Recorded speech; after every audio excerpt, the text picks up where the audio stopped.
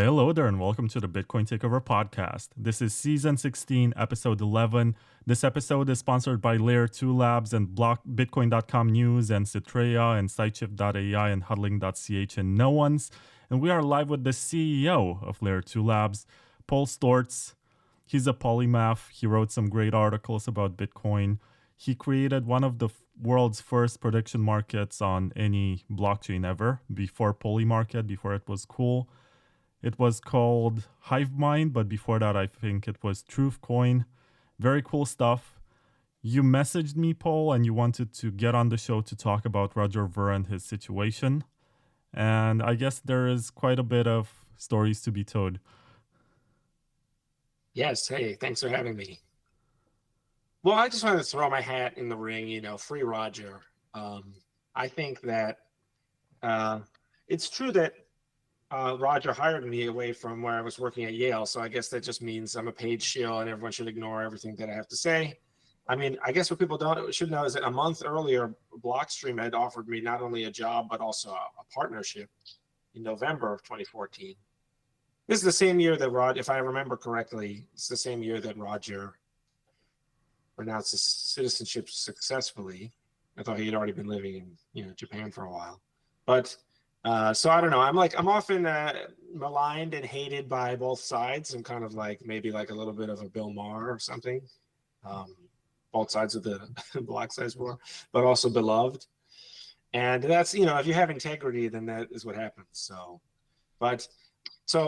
that's like a tiny, just to throw that out of the way at the beginning. But, Roger basically created a lot of what Bitcoin is today. He was the first investor in, it's like the list is so long, it's almost unbelievable, and it's very difficult to even memorize the whole list, but definitely BitInstant, which was huge. That was the only way to get money onto Mt. Gox, really.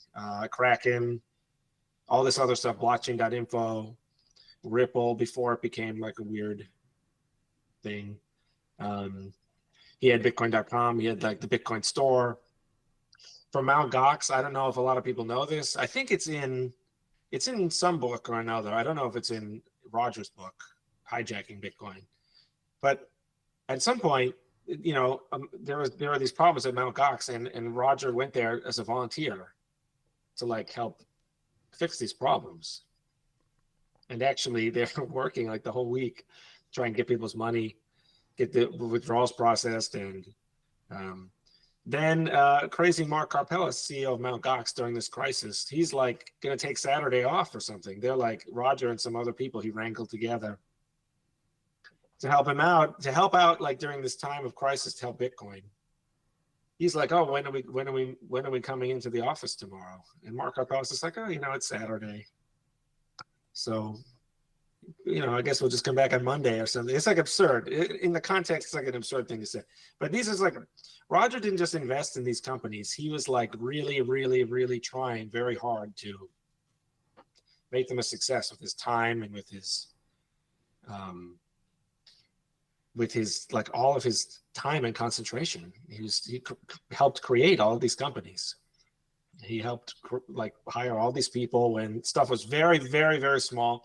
This is another thing I'd like to emphasize with respect to this whole claim of tax evasion, that I think there was a time, it was April 2013, when Bitcoin made it onto the cover of Financial Times. And that was just barely. Roger renounced citizenship, I think, February 2014. So they would have been talking about the 2013 tax year or something. But I'm trying to emphasize for people that before that Financial Times article on the cover in April 2013, it was a complete oblivion. Like, there was literally there was a site, BitInfo Charts, I think it was called, or Bitcoin Charts or something like that, one of those. And it had like a news section, and you could refresh it. Like, me and my friend would refresh this like every hour or every day. We'd check it in the morning, and you'd be lucky if there was one mention of Bitcoin by anyone, anywhere on the whole internet, excluding bitcointalk.org. But even bitcointalk.org, back in those days, it was possible to read every single post on bitcointalk.org. You would log in and you would read everything that was new on this little Simple Machines forum.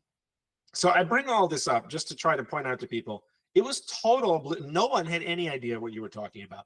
There's the modern Bitcoiner is like, has all these Bitcoin podcasts, they have all these books, there's all these conferences. There was literally nothing. Conferences, there was this one in 2014 in the Javits Center in New York City. Me and my friend went there. We couldn't believe, we were like, oh my God, because the Javits Center is this huge place, right? It's enormous. They do this big car show there. They do, you know what I'm talking about? Maybe you don't. But it's this huge convention center in New York City. And we thought, oh my God, Bitcoin is meeting there. So we go there. I think this was April 2014. Pretty sure. And we go and it's like, oh, people were asking people like, oh, where is it? Where is it? People like don't even know. They tell us it's over in like Wing E. It was Wing E of the Javits Center, which is like, it's like leaving the building and going into like a tiny shed. And then it was like the left part, it's in like 3 parts, the hall. And it's like the left third is like, it was so small. The lead speaker was like Dan Larimer, who was showing BitShares or something. That was but you couldn't believe it. You just, it would be, there was, you know, BitPay with their tiny little booth and the Caucasus coins. It was so small. And so I just bring that up, this notion that, you know, this notion that what you would, if you tried to bring it up to like the tax authorities or anyone, any lawyer, or people just would like, they had no idea what you were even talking about. It was totally baffling to them. And so like, you know, I don't know what their point of view is, that it's very, there was nothing at all. Like in the calendar year 2013, again, after that Financial Times article, that was part of, because there was this bubble when it went up to like, from like $5 to $15 to like maybe like $200, then crashed to $90. So that was something. And that was kind of the beginning of normal people mentioning it. But then of course, everyone mentioned it as a joke. That article was just all about, you know, tulip bubbles and whatever. So we can get more into that later. But that is one thing I wanted to bring up, that Roger was investing enormous amounts of hundreds of thousands of dollars, millions of dollars in all of this stuff when it was so early. I remember, you know, Michael Saylor has this tweet from, I think 2013 or 2015 or around this time, where he says, you know, Bitcoin is a joke or whatever. Yeah, that's 2013. Yeah. He says basically that it's a scam and it's gonna go away, and much more than that, it's gonna have the same fate as online gambling in terms of regulation or something. Yeah, the US government will close it down. And so this was what everyone was saying about during this bubble time. So as they called it, everyone compared it to tulips.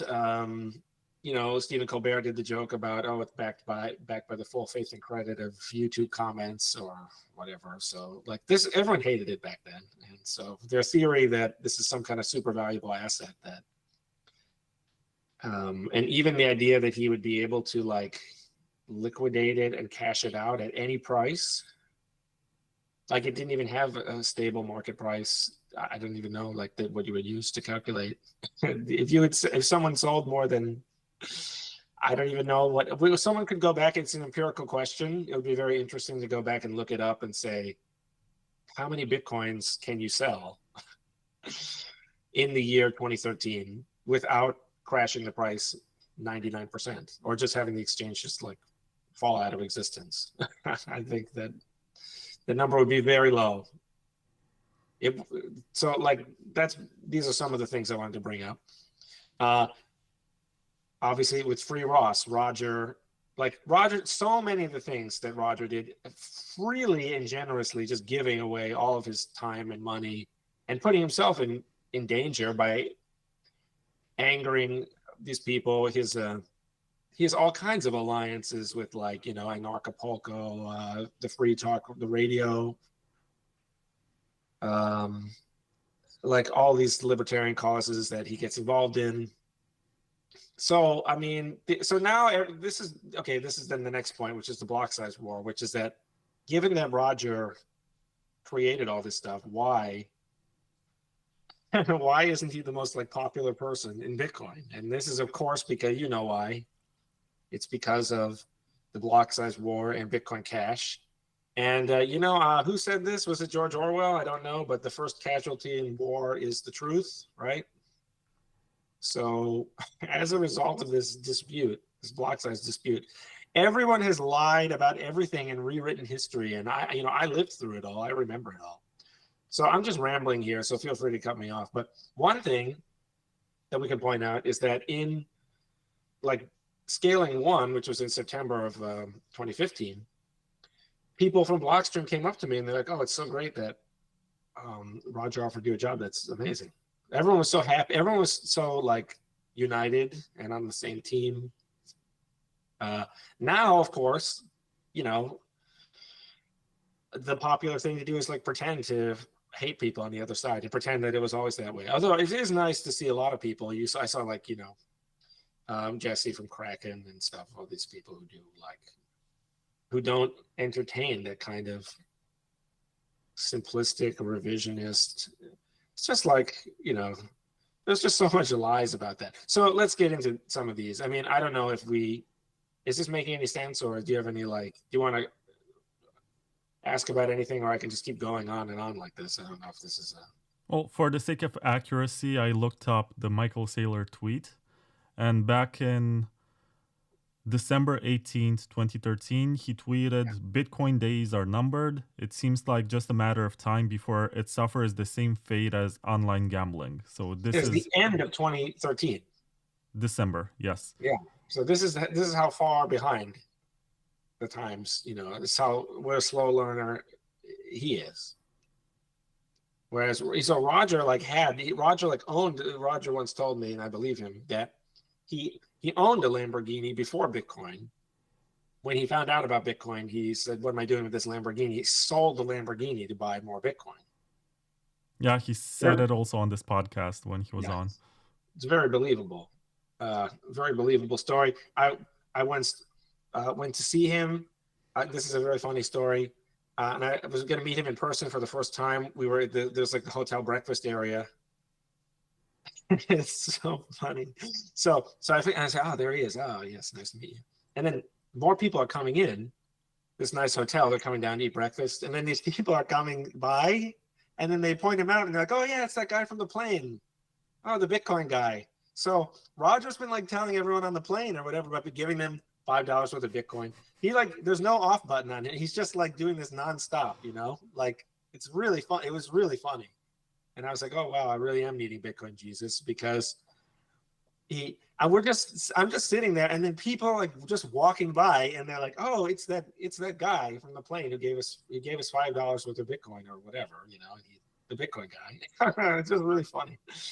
And he always had this kind of, positive energy, and yeah, we need people to make the sale and get the message out. He would certainly do that, and then many other people. Of course, a lot of small blockers want to say, Bitcoin only got where it was. I'm sure other people, John Carvalho or whatever, they would say something like this. They would say Bitcoin only got where it was today because Greg Maxwell stopped everyone from changing the code, and we would have ruined everything if we had, and so it's like, or the cryptographers came up with a really great SegWit or something. So, and obviously there's a little bit of truth to each perspective, but who's to say? Maybe creating, BitPay is the same as creating SegWit. I mean, so BitPay used to be bigger. The trajectory of BitPay is also an interesting one, but BitPay used to be BitPay was amazing because it turned the pitch from something I would never do. I would never go into like a store or a coffee shop and say, "You should consider accepting this weird libertarian Bitcoin currency." And they'll just be like, "What?" And it was so awkward. It was so painfully awkward to be a Bitcoiner. I just like, just like couldn't talk to anyone about it. It was horrible. It was really, really terrible. In fact, I have a completely different story about a different time that Roger visited in Boston or something, I think. And then he pulled up this map and it was like, these are restaurants that accept Bitcoin. And we took like an Uber, like far out of the way. Like, I don't know, like 25 minutes or something. Some sushi place that accepted Bitcoin. But then when we got there, we had the sushi, and then Roger, of course, who wants to pay with Bitcoin, but then they had like no idea what he was talking about. It was so awkward back then. Really, it was really awkward and terrible. And I was like, you don't understand. My friend and I, we really have money, but we just like Bitcoin. But anyway, BitPay made it so that the pitch was, you go into this store, this, this cafe, this coffee shop, or whatever it is, and the pitch is, you should accept Bitcoin. You just go to this thing, bitpay.com. They give you cash within 24 hours. They cash you out. You don't have to hold, you don't do anything. You just put this little sticker next to the Visa sticker, you put this little sticker there. That was like ingenious. All that was ingenious. And so all this stuff was, Purse.io gave you 15% off. You could buy anything on Amazon, 15% off. It's unbelievable. Yeah, more privacy too, because someone else, there was like a market for points or like gift cards. So it was a way for people to liquidate the cards. And our people have Amazon Turk, a Mechanical Turk, which is like an Amazon thing. They have credit and they have store credit. So they liquidate that and get Bitcoin, get real cash wherever they are. And I mean, these are like amazing services. You could buy stuff and then just have it. No one would know that you bought it off Amazon, and now you're buying it with Bitcoin, and you get 15% off. These are like amazing services. And so then the block size war. I mean, this thing about the block size war is like unbelievable. Like Roger, he just loved Bitcoin so much, and he had so much firsthand experience with the network filling up, and he had this vision of everyone using Bitcoin, which is certainly Satoshi said in 20 years there'll either be very large transaction volume or no transaction volume. I definitely disagree with the strategy of using the hard fork to get 2 megabytes or 8 megabytes. There's a lot of things that I would have done differently if I were like the appointed general of the large blocker army or something. I would probably have changed the name. I would have probably made the block size just flatly unlimited because of what happened ended up happening of like, you have to try to somehow pick the right number. But really, like Roger's motivations were very, very pure. He wanted Bitcoin to succeed. And this whole thing sort of got out of hand with the block size war, and people separated into 2 different camps. The camps had a very difficult time talking with each other.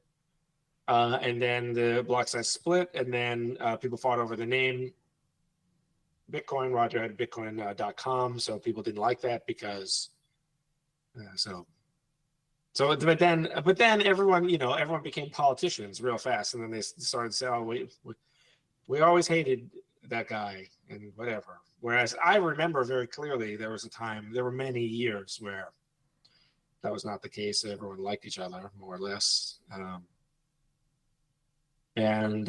So I mean, we could talk about the block size war for till the cows come home or whatever, but that is why all these. So another thing is that after the small blockers won the war, most of the people, as you and I know very well, they became extremely complacent and overconfident and basically deranged, and then without the large blockers, so large blockers went off and did their own thing. They sort of abandoned us in the Bitcoin world. And so now we have So those are some of the other things that we could talk about like why the extent to which people just decided to lie after the fact about, I witnessed things. I witnessed people having breakfast together in a friendly way, 2016, 2017, and whatever. There's lots of things to talk about. I think this can be more fun, and I picked this up from the Chris DeRose playbook. He was telling his guests, how about I play the villain, you know? Like, Okay. he was presenting the case of wrestling where you have the face and you have the heel, and you play face, I play heel. I'm gonna say, okay, Roger has shilled Bitcoin Cash, and Bitcoin Cash has underperformed Bitcoin. He claimed that Bitcoin Cash is the real Bitcoin, and he made his businesses sell BCH as the real Bitcoin, and therefore these people lost money, and therefore he's a scammer and he deserves to go to jail for this. And I don't care for what reason he goes to jail. I just want to see this happen because I don't know. I have a friend who bought BCH and it underperformed, and I feel bad for him. Well, that's a very good. You're doing a very good devil's advocate, or a very good devil, perhaps.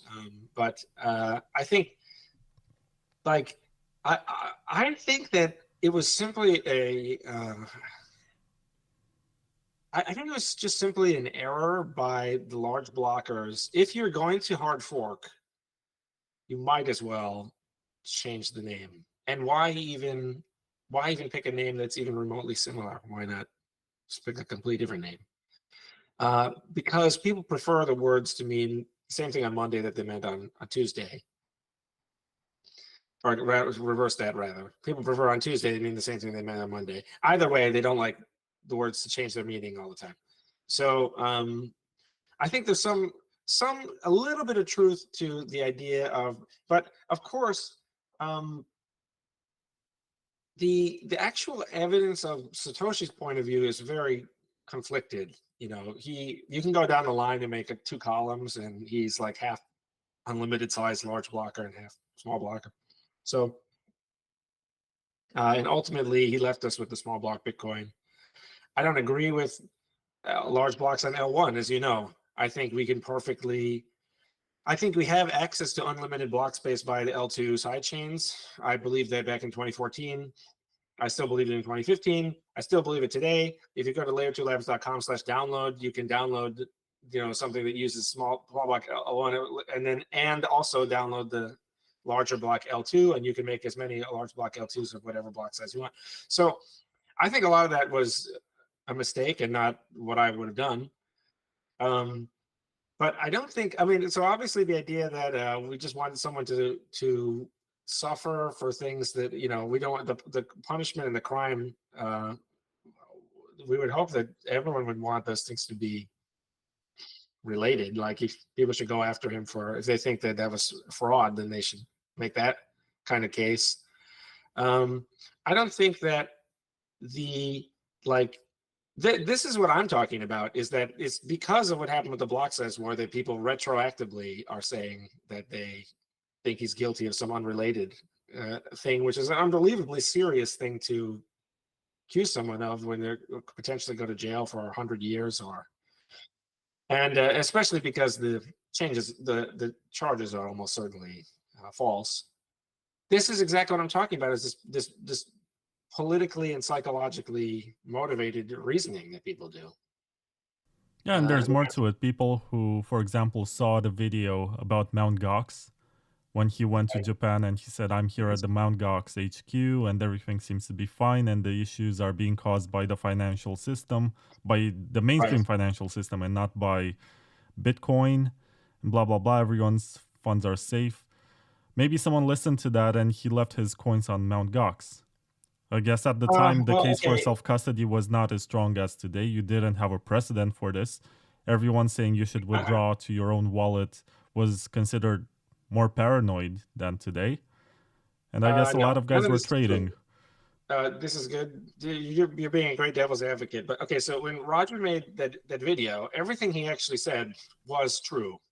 And when he got there and investigated, they did have all the fiat, and they were trying to get it out, and the delays in getting it out, those were not related to any funds being lost. So actually, everything he said, the video is like an unfortunate, the timing of the video is like really, really unlucky, because Mt. Gox had all these different problems, and it was only at some later date that anyone even knew that coins had been missing from Mt. Gox. And so actually everything he said in that video was true. As for the case for self-custody being weaker back then, that is completely false.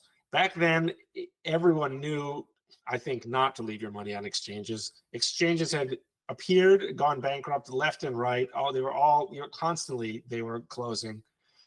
I think that also everyone back then was much more technically sophisticated, just because of the nature of early adopters being more, just more intelligent overall, more technical overall. Now we have a bunch of normal people who just think of it as this is like buying a stock on E-Trade or something. But back then, people knew that, I'm just going to go on. This is what you had to do. You had to go to CVS or whatever and like wire with like a magic phone, wire the fiat, do like MoneyGram the phone to BitInstant and get like BitInstant credits. And then the whole thing was shady, like it was so shady. And so, but again, I think the story is unfortunately like flipped around. Roger could have just done nothing, right? He could have just stayed in his apartment and done nothing and watched Mt. Gox struggle. But because of Roger's love of Bitcoin, he voluntarily went down to try to help Mt. Gox with their problems. And he truthfully reported on what he saw to other people. Everything he said was true at the time. But then as a result, you have this thing that you can point to. People have this thing they can point to and say, oh, look at this. And they can just put it up next to Mt. Gox goes bankrupt. And they can say, well, there you go. It's a contradiction. So it's all flipped around. It's because Roger loved Bitcoin so much that he got involved with all this and in the block size war. It is not like people are trying to paint it as though he deliberately misled people so that he could assist Mt. Gox in like stealing coins and then claiming it was a big hack or something. Is that what it's none of this is or I guess they could say that he tried to be saying something like he is irresponsible in his reporting of the facts, I guess. But I mean, all of this gets the story backwards. He could have just done nothing.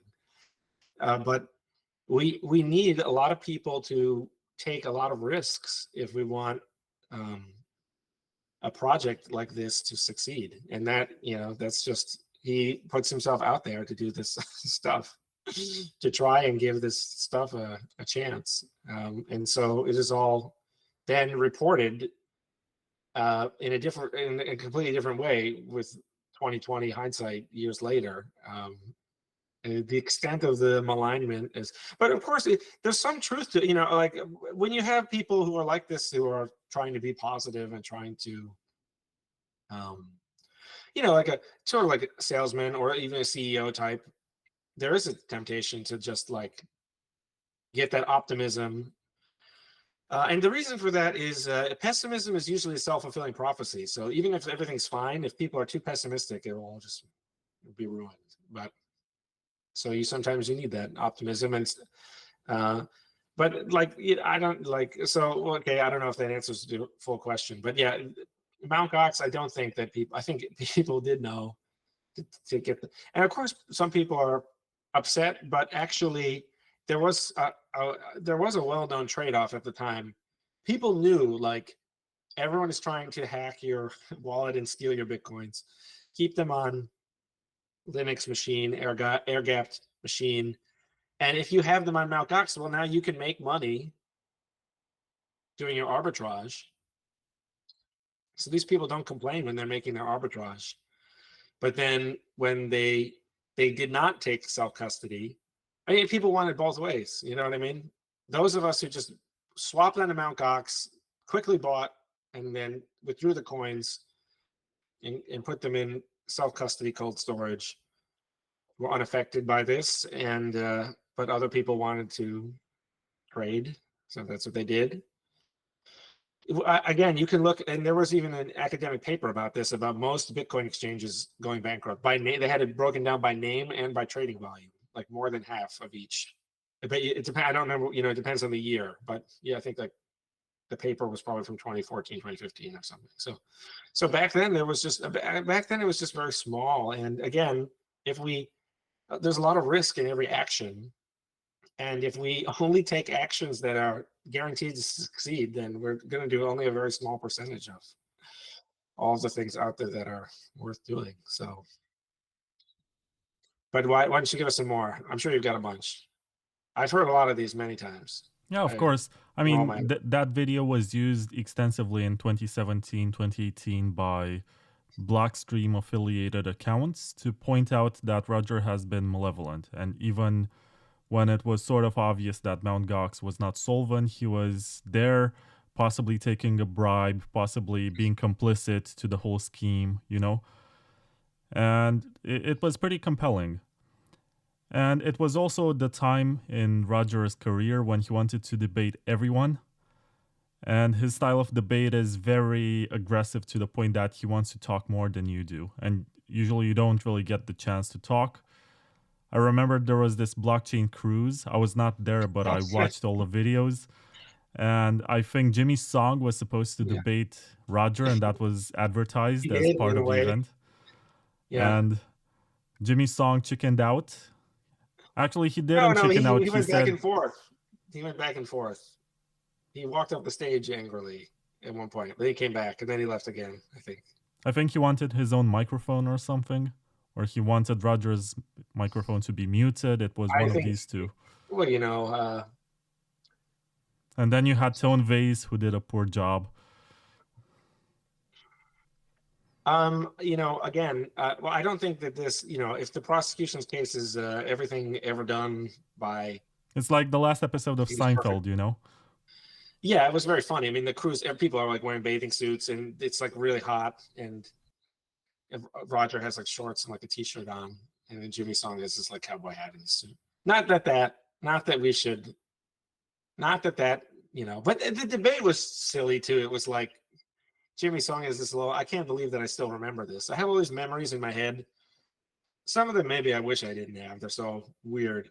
But Jimmy Song's trying to say like Bitcoin Cash is Keynesian cryptocurrency or something. Like it's just like word association argument. I just couldn't believe it. But yeah, I didn't really believe in Bitcoin Cash.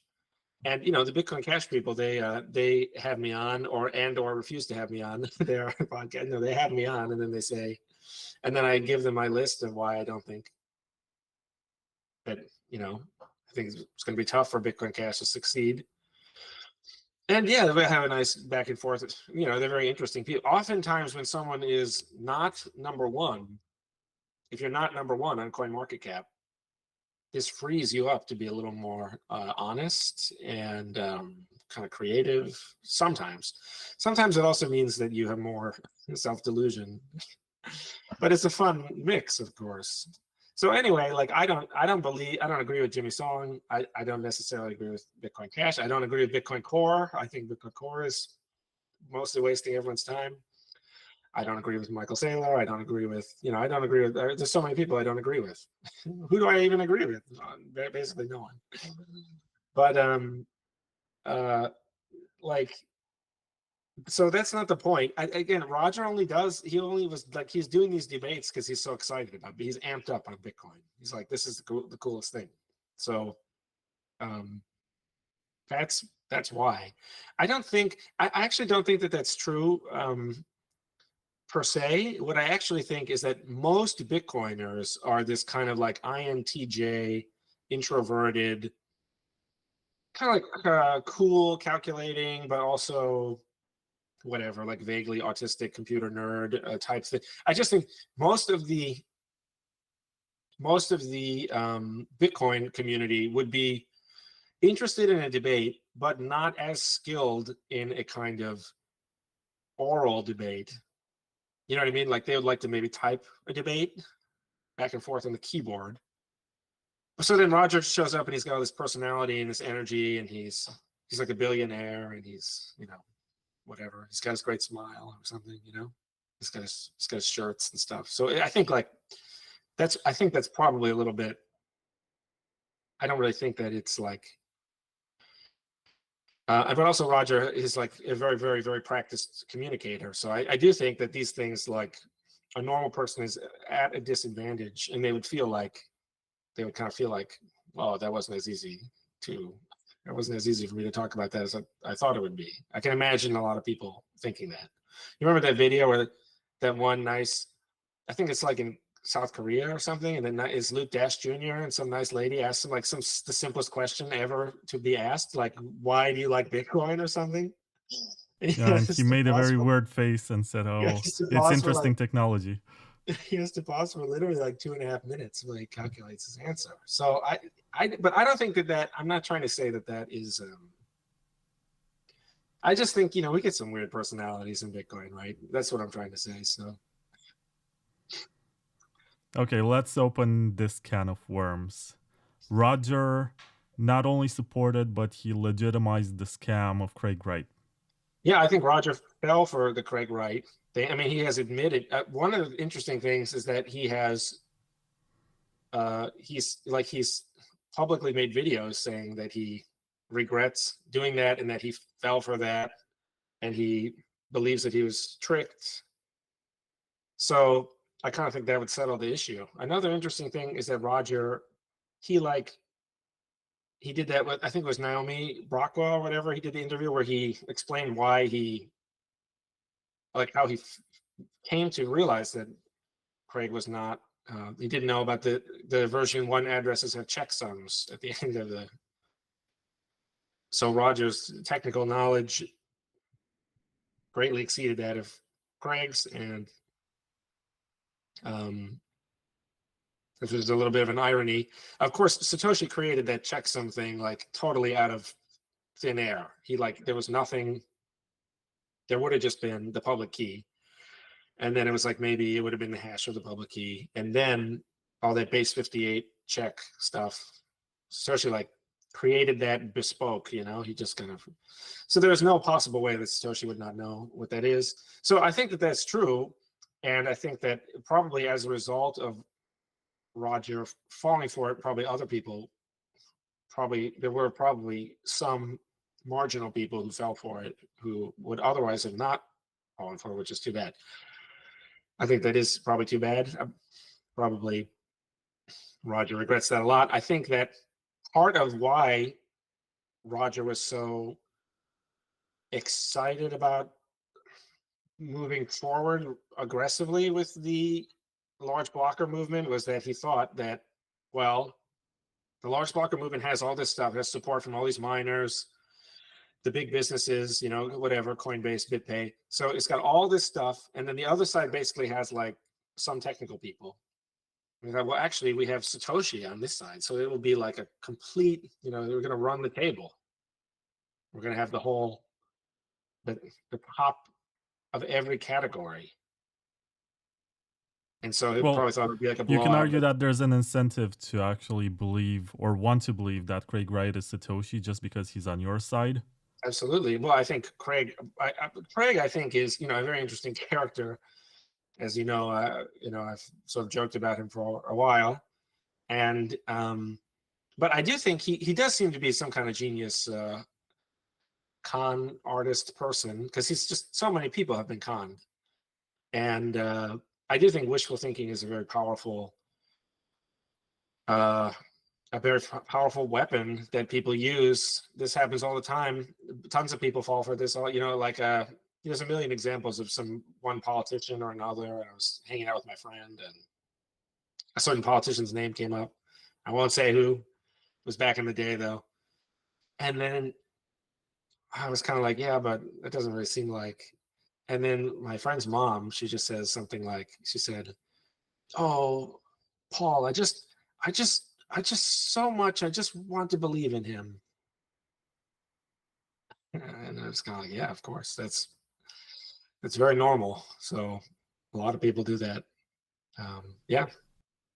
But let me switch teams for a moment, because none of this has to do with anything with tax evasion, though. There's something that you oversaw in your argumentation. It's the fact that Roger actually sued Craig Wright and won in court. So there's this. Craig sued Roger also. I'm not sure how that one went, but I know that Roger was able to sue Craig Wright and win in court. And that's sort of a way to redeem himself in a way. the damage was already done. There's no way to put the cat back in the bag after this sort of situation, but he did that. And he did that Oh yeah, before I mean, Copa, I think it's before Hadlonat and extremely Peter difficult. McCormack and all the others. I mean, many people, the normal thing to do when someone takes advantage of you is most people are very ashamed and humiliated, and they just quietly drop the issue. And you hear about this all the time. This is a fascinating hear about these romance scams, you know. This is fascinating. I mean, I think it's sort of interesting. And I think part of the way the scam works is that people who get scammed, they're not going to report it to the police. Like if you get scammed in some normal way, you would just say, oh, I tried to purchase whatever on the gold bars on the internet, and you would report it to the police. But if it's these romance scams that pretend, it's very interesting. Should look into it. But I think people don't report it. So it's probably, and then there's a lot of this like, we could go on and on about that, but there's a lot of like really sad stories. People commit suicide and things. It's very terrible.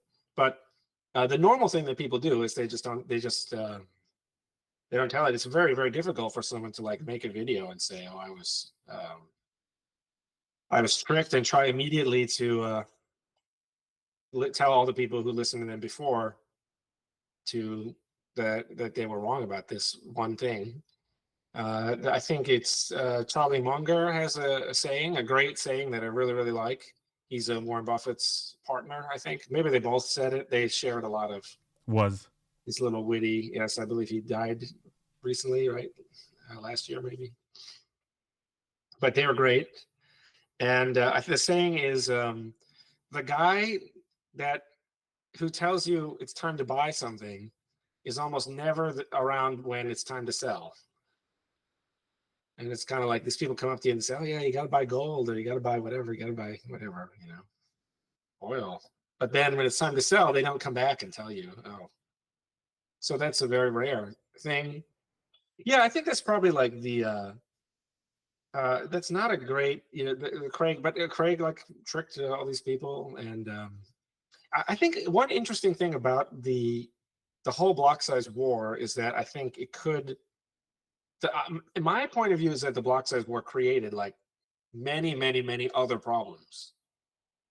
So I think that this first problem made this whole pyramid, huge number of which, part of which is legitimization of altcoins, part of which is the complacency in the derangement of the crazy people in the small blocker movement. And then Bitcoin Core, the ossification view that we won the scaling war because we didn't change anything, so we should just never change anything now, ever. And we should never improve, and we don't need to worry about anything. We already have 8 billion users. And I think that all this stuff is all just like, it's all downstream of that. So that's not to try to say that wasn't the kind of a disaster. I think it was a disaster, but what can you do? Well, I think for this first part, it was useful to tackle this. I don't know what I should call it. When people are so upset at Roger for some reason, for some event that happened in the past, and they think there's this karmic justice or whatever, that he should go to jail no matter for what reason, because he could be did innocent this. of all crimes, but because of some other thing. I mean, this is the definition of barbaric behavior. It's like that's the end of civilization. But what a lot of these people are doing, this is the same thing with like. But this is my point: is that the people are angry about him for these other things, a lot of which is very unfair, and it's just part of the derangement.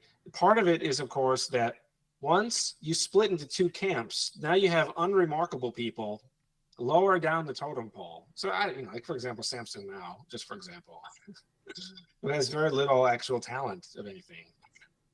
He's not like a great developer or whatever.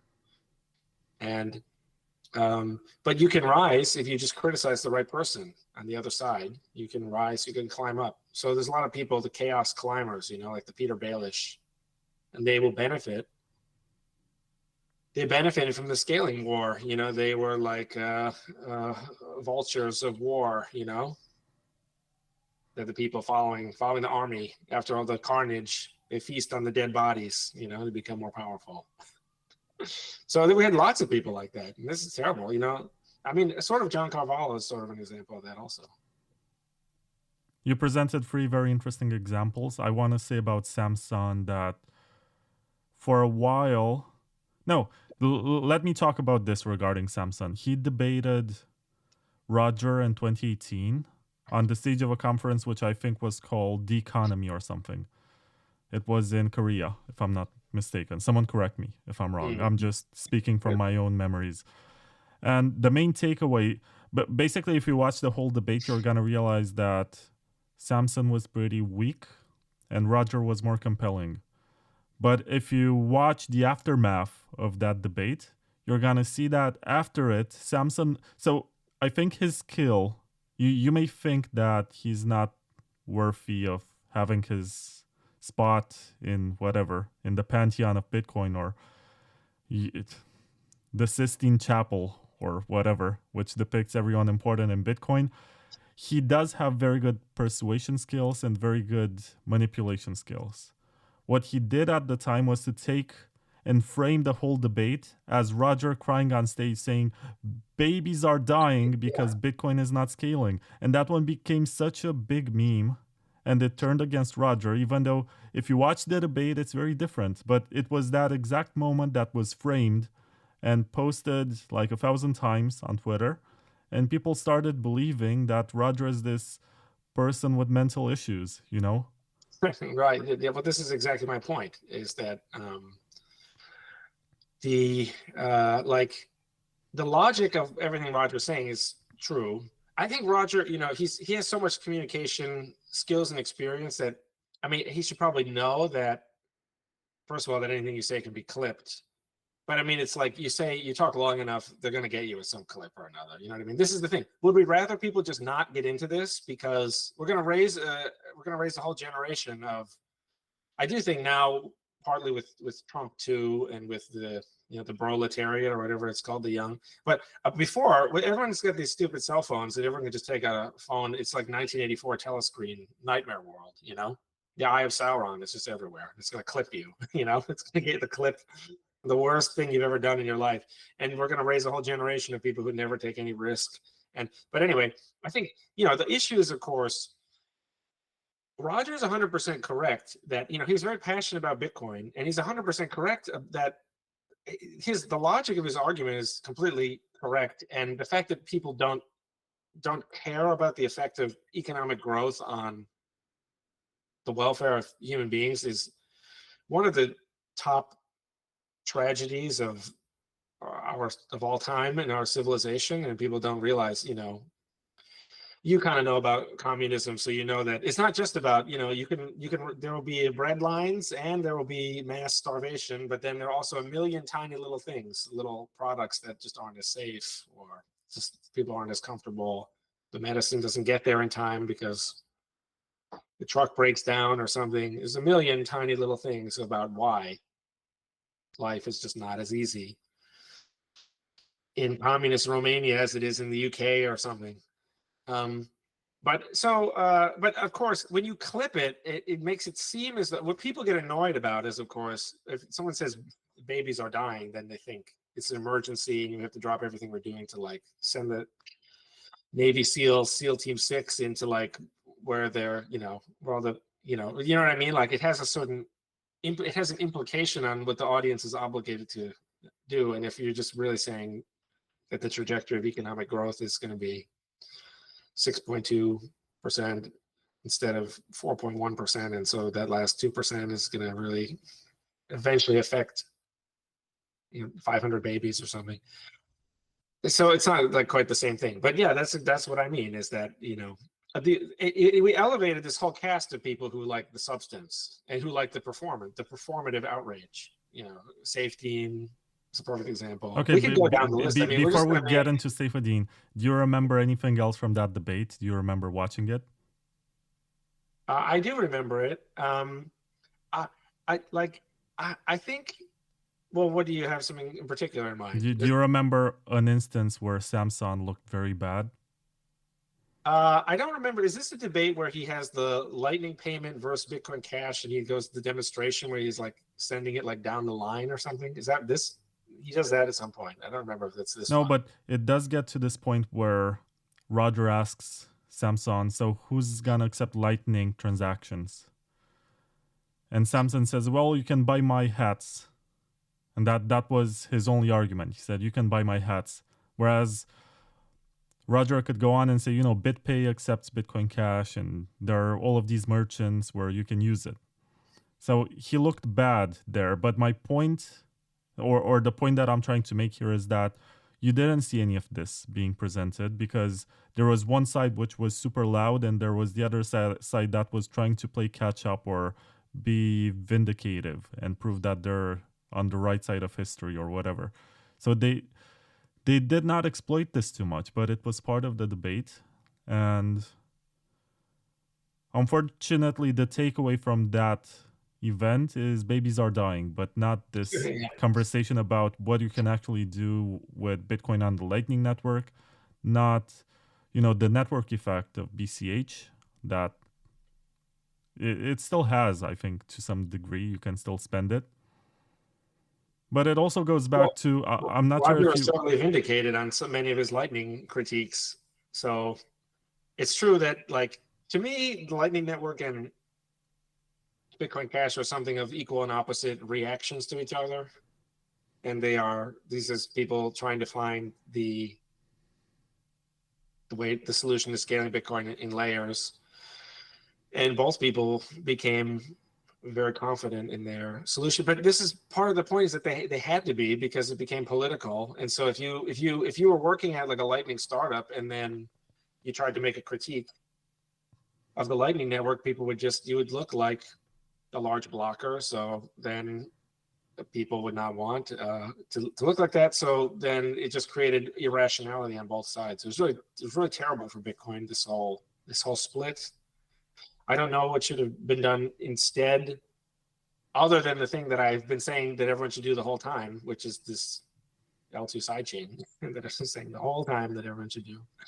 But if you magically took that off the table, I do think probably would have been better to pick a different name, because think about it, like, it's tough when you say it's the real Bitcoin and then it's at a lower market price. Whereas if you just created something new, you could just say, listen, we started at 0 4 months ago, and now we're all the way up to 300.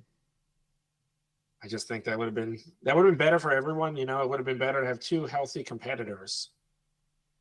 This is the unfortunate thing, I think, is that it really would have been better to have two healthy competitors, large blockism and small blockism. And it's unfortunate that we didn't have that. We had like the status quo. What do you want to call it? Like we had the thing that was there before we had, BTC ongoing existence, and then we had this new thing that it was like, I have published many critiques of Bitcoin Cash. Same name, the timing. It's not a good idea. The L1 large block's not a good idea compared to small block L1, large block L2. It's weird with SegWit2x to be going on at the same time Bitcoin Cash is launched by Omri. So I have like a list of what could have been different. The hard fork is very powerful. This is another thing that I no one has ever really addressed this. I ask this all the time, but the SegWit2x people, they had 83% hash rate. So if they had done soft fork extension block, they would have won the scaling war. We would be living in a completely different world.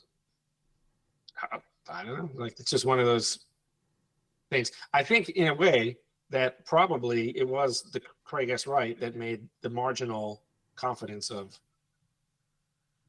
the large blockers that much more. Of course, it's interesting that Roger, another interesting thing about Roger, though, is that I didn't even know which side of the debate he was on until like very late. He did a very good job of like not really talking about it for a long time. It was at least scaling 3, I think, when I may be misremembering, but he really like stayed out of it, which I also was kind of impressed by.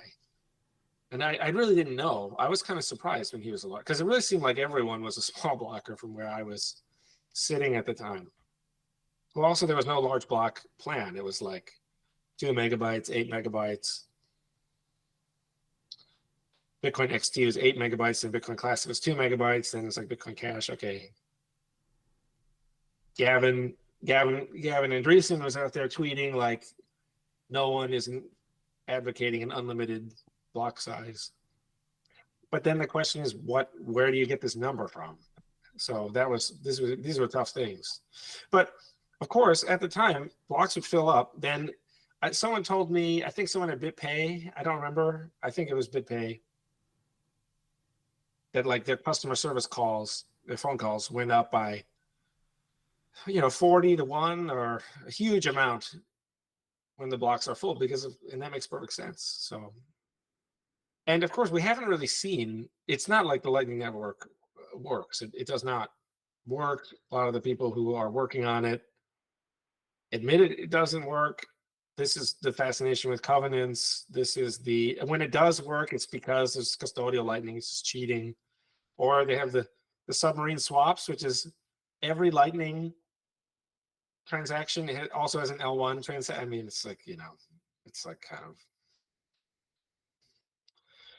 that obviously won't work. You can't onboard people to the Lightning Network without L1 bytes, of which there are not enough. So it's not like, again, I see them as very equal. They are just two people who try. And I don't understand why someone would look at the Lightning Network and say, yeah, it didn't work, but they were trying as hard as they could to improve Bitcoin. So they deserve A for effort. I really feel like you could say the same thing about BCH. You could say, well, that's not really working, but at least they tried something that would make, if you owned Bitcoin before 2017, you got coins on both networks. So talk about a victimless crime. I wish I was a victim of more crimes like that. Well, you did have Bitcoin Diamond, Bitcoin Gold, Bitcoin whatever, all of these forks that happened in 2017. And at the time, it was believed, I think, that one of the vectors of attack against Bitcoin is to just fork indefinitely until you split the community to the point where nobody can agree what Bitcoin is. And I think that's one of the moments when we saw the rise of toxic Bitcoin maximalism as a movement that said, no, this is the real one. This is Bitcoin. Everything else is a shitcoin. Well, I think the problem this. with the hard fork is that you don't want, splitting the network is a very expensive thing. And in particular with Bitcoin, there is more to it than just people putting out open source software. Like you're saying with Bitcoin, like that you have a conception of the public good. And what I mean by that is there's this community and you say, we want to achieve something. We want to replace central banks and banking with Bitcoin. And the plan is not to replace it with 10 million coins. The plan is to replace it with one coin. And because it's not like you go, what if you went into Walmart and they had Walmart bucks, or you go into Starbucks, which has bucks in the name already, they have Starbucks dollars, or they have Starbucks, reals, right? And then, so like the whole point of money in the first place is that we got rid of barter and we replaced it with money. So the hard fork cuts against that, and that's very difficult. When you advocate any altcoin, you are advocating against Bitcoin. So there's some truth to that. I think the toxic maximalism partly recognizes that true fact, but partly it was a reaction to the departure of the what you might call the progressive large block people. They left to do Bitcoin Cash. So then it was just a death spiral of craziness. And what has gotten Well, done? I can argue that they left to Ethereum because a lot of them didn't build on Bitcoin Cash. Yeah, no, I think Ethereum is the opposition party to BTC, really. It was like the revenge chain. That's what I call it. Yeah, and so this is the issue with anything that has these big network effects is everything will get lazy and complacent over time. So how do you have competition? If there's one big thing, it's very hard. You either have two big competitors, you have like a two-party system, you know. You can't really have. You see this on CoinMarketCap. It's like there's like the top coins have like this huge market cap, and then there's this long tail of just very, very low market cap coins that are mostly irrelevant, and they kind of none of those, a very few of those, basically 0%. None of them represent an actual attempt to take over the world as money, whereas Bitcoin certainly does, BTC. And Ethereum, you know, they've always mentioned the flippening. They're waiting for that flippening.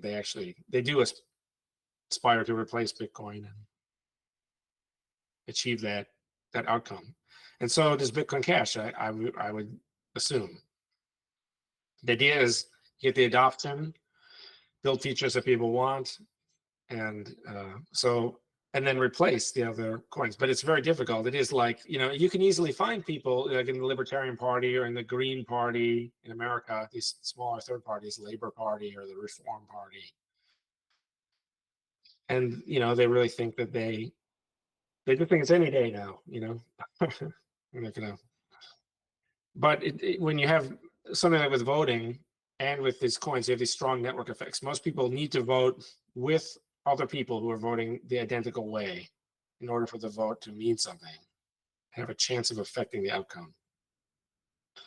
So similarly, people clump up into these coins. Ethereum was nothing before the block size war. In early 2016, Ethereum was 1%, but only after scaling 1 and 2 failed to have this resolution, and there was this thing about SEG will be shipped by April 1st and blah, blah, blah. Never happened. That made it, Ethereum became 30%. So this is part of why everyone was so high strung at scaling 3, which is not until October. Many, many months later. Scaling 3 was kind of a waste of time because it was this academic conference about people presenting, you know, Mimblewimble, and people presenting the whole first day. It was about privacy mostly. It wasn't even about scaling. So it was this, so that was in response to just people's failure to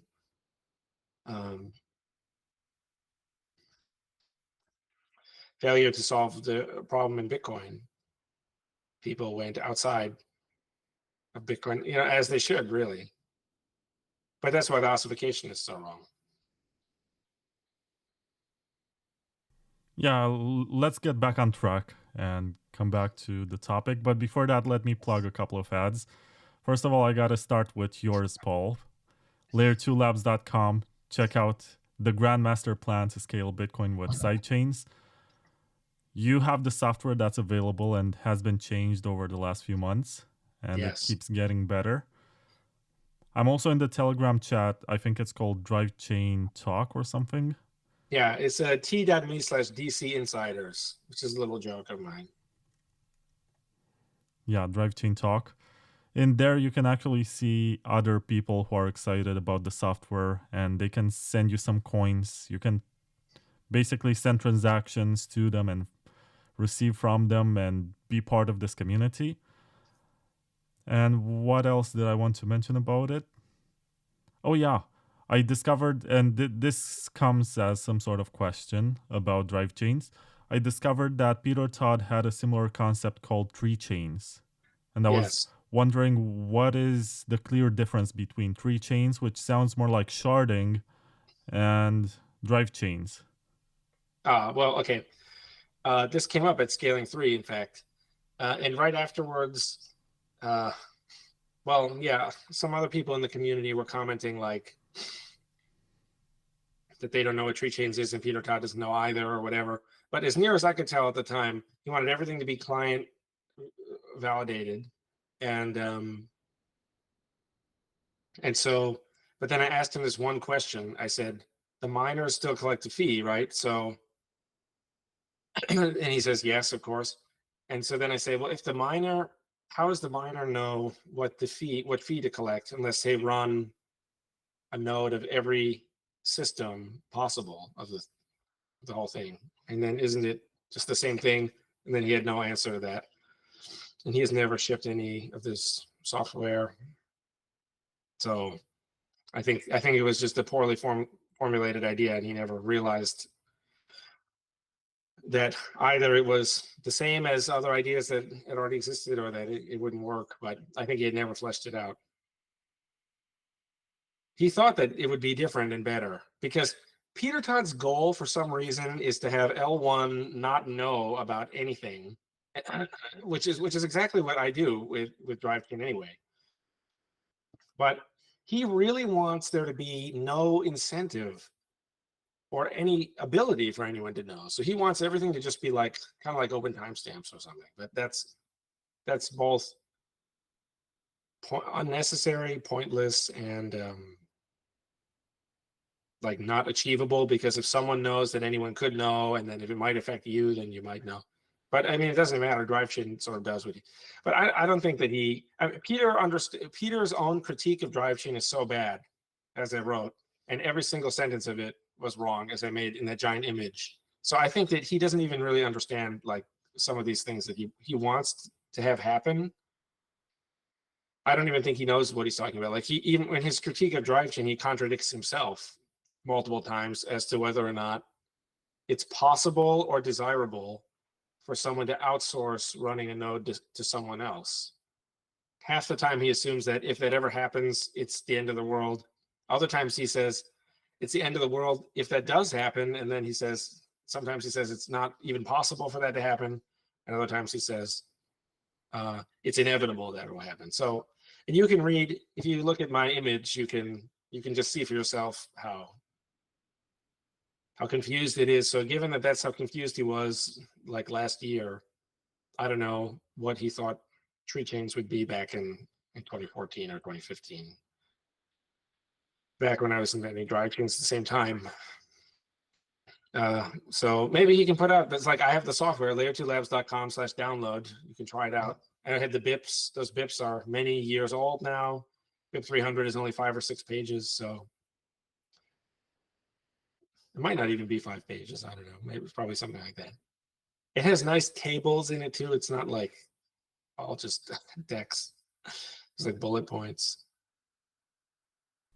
Yeah, and I also have to plug news.bitcoin.com. I reached out to them because I discovered that they have very nice news coverage about stuff that are interesting to me and I don't find them anywhere else. Like, for example, you can find an article from 6 hours ago that's called Gold Suppliers Face Unprecedented Demand as Large Investors Flock to Precious Metal. And also China calls on US to stop weaponizing trade issues. It's useful for me to find the sort of news that I don't find on Bitcoin Magazine and whatever. So I reached out to these guys from Bitcoin.com News and I said, hey, I noticed that you guys know the difference between Bitcoin and Bitcoin Cash now. You're not advertising BCH as BTC. You have very good news reporting that I like. So how about I promote this to my audience, which maybe hasn't checked news.bitcoin.com in many years? And they agreed to this, and that's how we came to this moment. I'm not sure where you get your news, Paul, but maybe you can check out news.bitcoin.com sometimes. I might. I mean, in general, I'm very disappointed by, to say the least, all these people, everything I hear from most people is false, in my opinion. Even like the thought leaders are uninteresting, even the greatest of the great, we got, whatever, Peter Todd, Luke Dash Jr., Adam Back, whatever, they tweet this stuff, and I just think it's like, it's either incorrect or boring or predictable. So I don't know. But yeah, Twitter is or X, formerly Twitter, is a pretty good place because, You get news right from the source. People post. And your podcast is pretty good, Vlad. It's pretty good. I appreciate it. Coming from you, it means a lot. Cases is pretty weird. I don't know, like, hell money or whatever, but it's like, I don't try know to get into that. Sometimes it's interesting. Other times it's about astrology of all topics. And I'm like, okay. Yeah, I don't know. I think they're like intentionally sabotaging it is not the word, but they're not going to be pinned down. So they're just going to be like, if we want to do a whole episode about whatever, they're just going to do it. So they're maximizing the irreverence. Okay, should we talk about the exit tax and how it's the craziest? It's one of the craziest things any country has ever done. You teased that. Let me put another ad because it's been 1 hour and I don't think I'm gonna get this chance again. So yeah, drink some water. Also, Citrea is trying to bring some financial stuff to Bitcoin. Citrea basically is trying to get liquidity that's currently on Ethereum with WBTC and build the ZK rollup, not chains, what do you call them, layers, where you can borrow your Bitcoin and you can borrow stable coins against your Bitcoin and have all of these DeFi use cases that you currently don't have on Bitcoin. So if you're interested in that, into making Bitcoin more useful in this way, go to citrea.xyz. I'm actually curious what you think about the ZK rollups.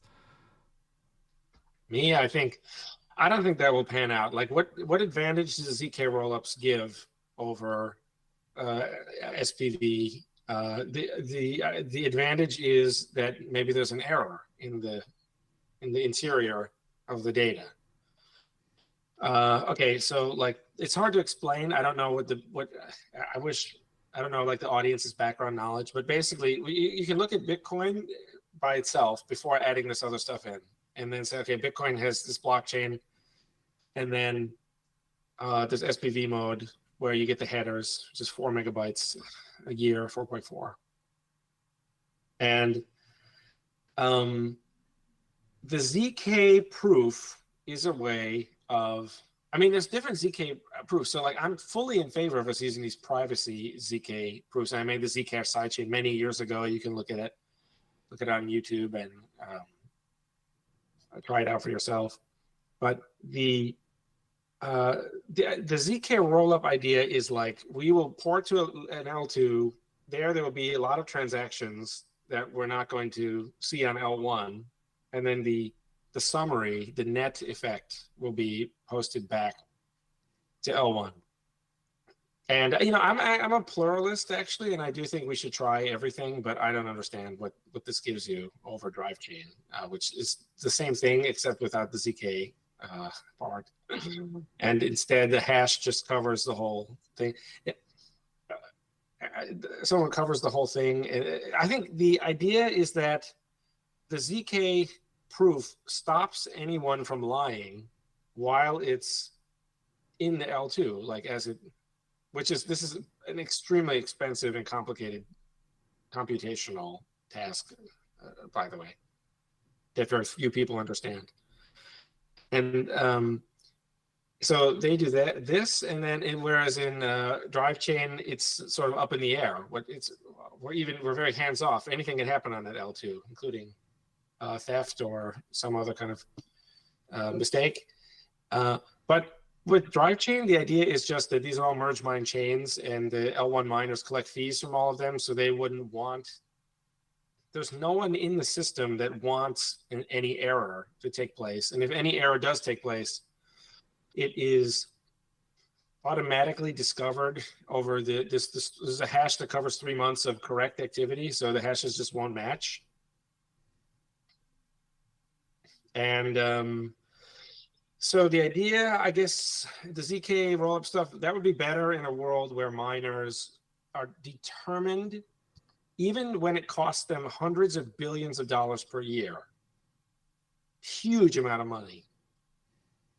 In a world where miners are willing to give all that up because they're too lazy to check that these two hashes match, and they want to outsource that to the roll up, who will collect all that money instead. I don't think that's likely, but for now, those people are definitely have it because the miners have been so stupid when it comes to merge mining and when it comes to Drivechains, other things.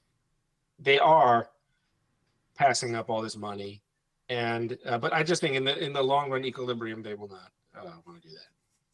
So the ZK snark, I don't know what it gives you. That no, there has never been a time. It's very confusing to understand. It's hard to explain to a layperson who doesn't have, I don't know how much background information they have. Because if I explain how SPV works, they'll say that's not how it works on the L2, and they'll be right, but they'll miss the point, which is that the reason SPV works is because there's no one out there who wants there to be something that meets the proof of work difficulty, but the block is invalid.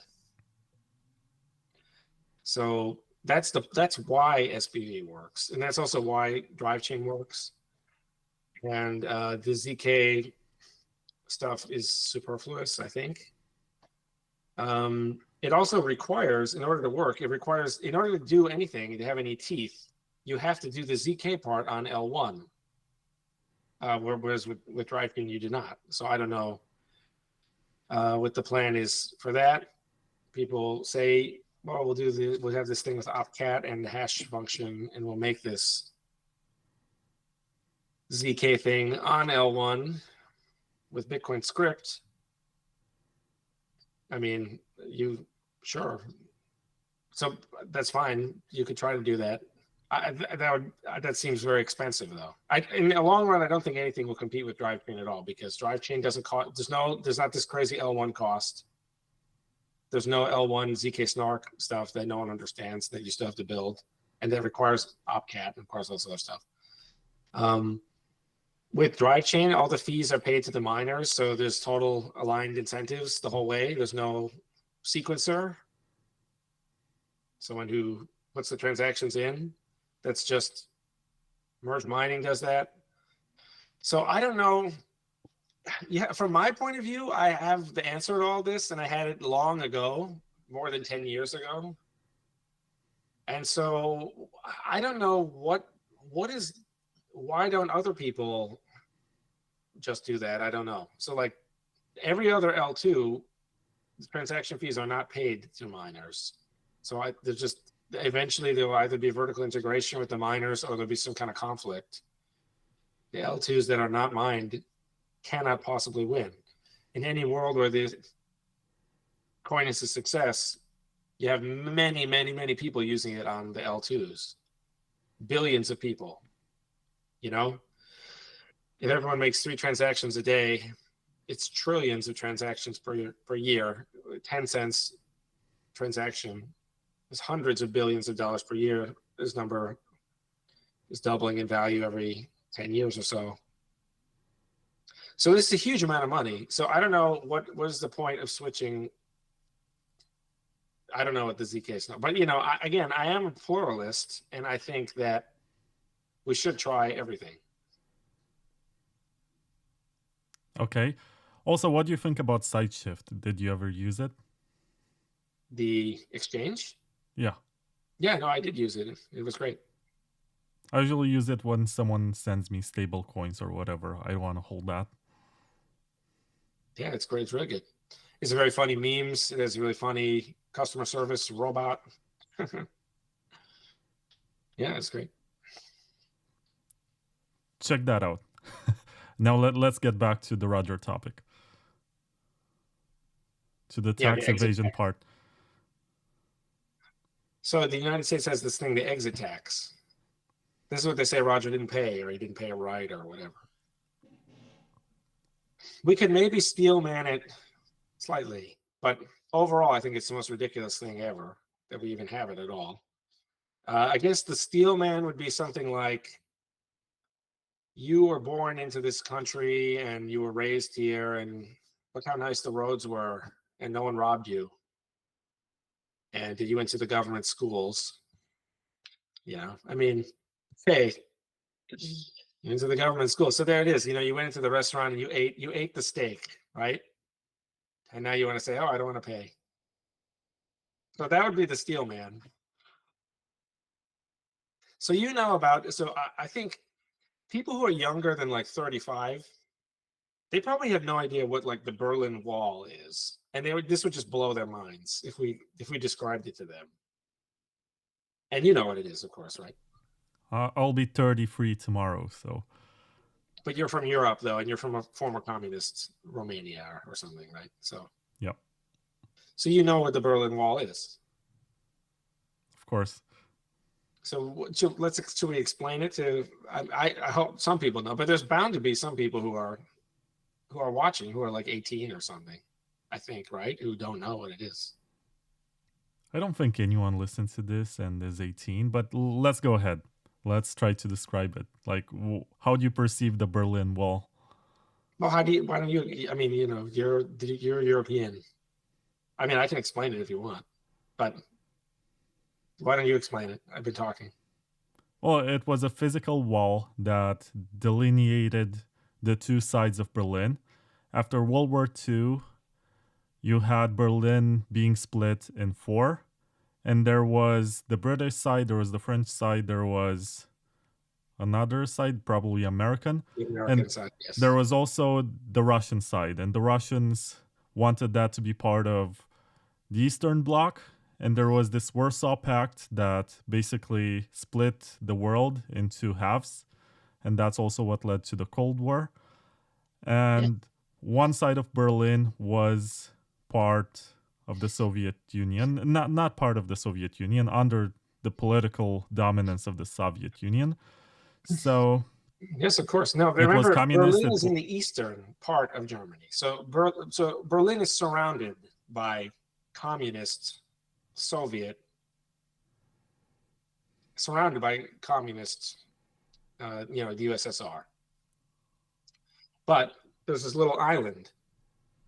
So it didn't just split the city in half, it encircled the city. And it began as a wall, but it quickly became huge giant concrete walls, multiple walls, chain link, barbed wire, dogs on runners, like so the dogs can smell people. Huge leveled gravel towers with guards with guns who would shoot people on sight, and who also had orders, if you didn't shoot someone on sight, the other guard would shoot you and then shoot. And giant metal things to block cars and block people from ramming their way through, to stop people from leaving the communist part and getting into this one capitalist part of the city of Berlin. And like, it's the fact that it even happened is this went on for like years and years and years, like whatever, like who knows, I don't know, it's the exact number. I think it was like 60, and this wall was built up started as a tinier wall, and then it became this giant thing. But this was just this idea that no, it was not 60 years. I don't know the exact year when it was built. What I tried to say was that I believe it started in the 60s. That's what I tried to say. Oh, okay, yeah. I don't know if that could even be wrong, because of course no, it's wrong, because the war ended in 45, and it would have happened before then. But it was built over many years, that they like built like various improvements to it. We could look it all up, but it's this. That is what this. You're right. It was built in 61. 61. It very famously fell in, I believe, 1989, right? Mm-hmm. Something like that. That's pretty famous. So, but yeah, I mean, if you're young and you think that, it's a microaggression at school to like not have I don't know. I don't want to make the pronouns joke or whatever, but it's like this like split people's family. So this is the silliest, silliest doesn't even begin to describe as horrible thing. Sometimes people's families were just cut off by this wall. You couldn't get through. People have been given, because of the threat of nuclear annihilation, the Western troops that were in Berlin, in the capitalist side, they had orders that they could not interfere. There's one guy he's running to escape. He gets shot. He's like bleeding to death, and they cannot go out because it's technically Soviet land. So the Berlin Wall is this absurd thing, and I think Margaret Thatcher had a quote about like every stone bears witness to the moral, like whatever, the moral bankruptcy, I think, the moral bankruptcy of the society. So because like that's what this exit tax is, this most absurd thing. The idea that, again, so with Roger, like Roger, he really cares a lot about these libertarian issues, and Roger doesn't want his tax dollars to be funding these things that he doesn't agree with. And if it's because he takes this idea of moral responsibility so seriously, and it's because he really believes in consent. He knows that if he were to just stay and still be a part of this and pay into all this, then he is complicit. And so he did for his own moral reason, he decided to reject this arrangement, the social contract. He says, I explicitly want out. And so then it's the idea that any society wouldn't allow people to do that is beyond the pale, I think. It's just completely crazy. No, but he did have to pay an exit tax, and he did. I know, but I'm saying that no one should have. I think in theory, the exit tax could be fine if it's just like there's a certain amount of paperwork. The exit tax should be like, $5,000 or something flat. But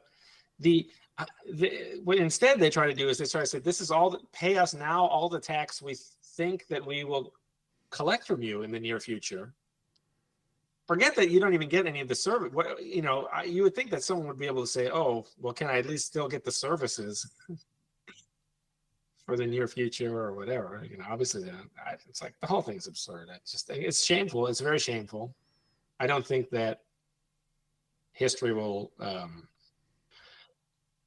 agree with this at all. I think it's a ridiculous thing. I mean, it's probably won't help Roger to say that this law is a ridiculous law, which it is.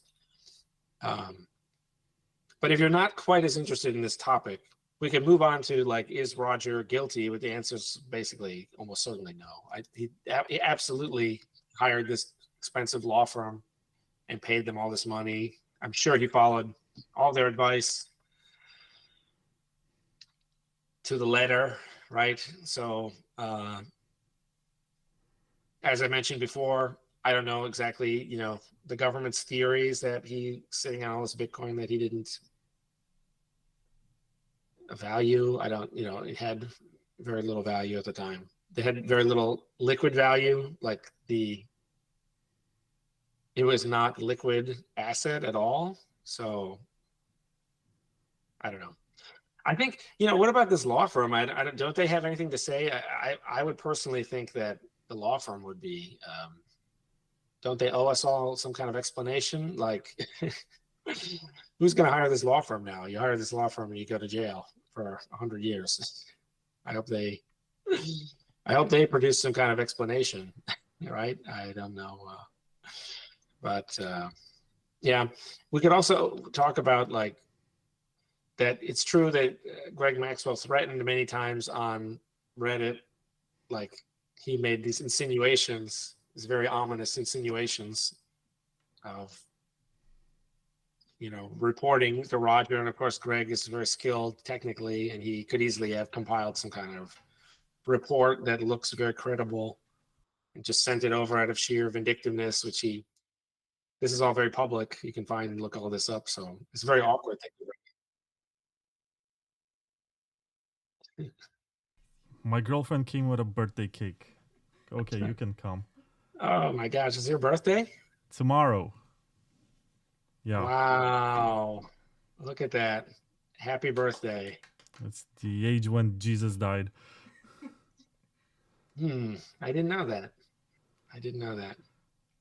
Anyway, remember, since he's only dead for 3 days.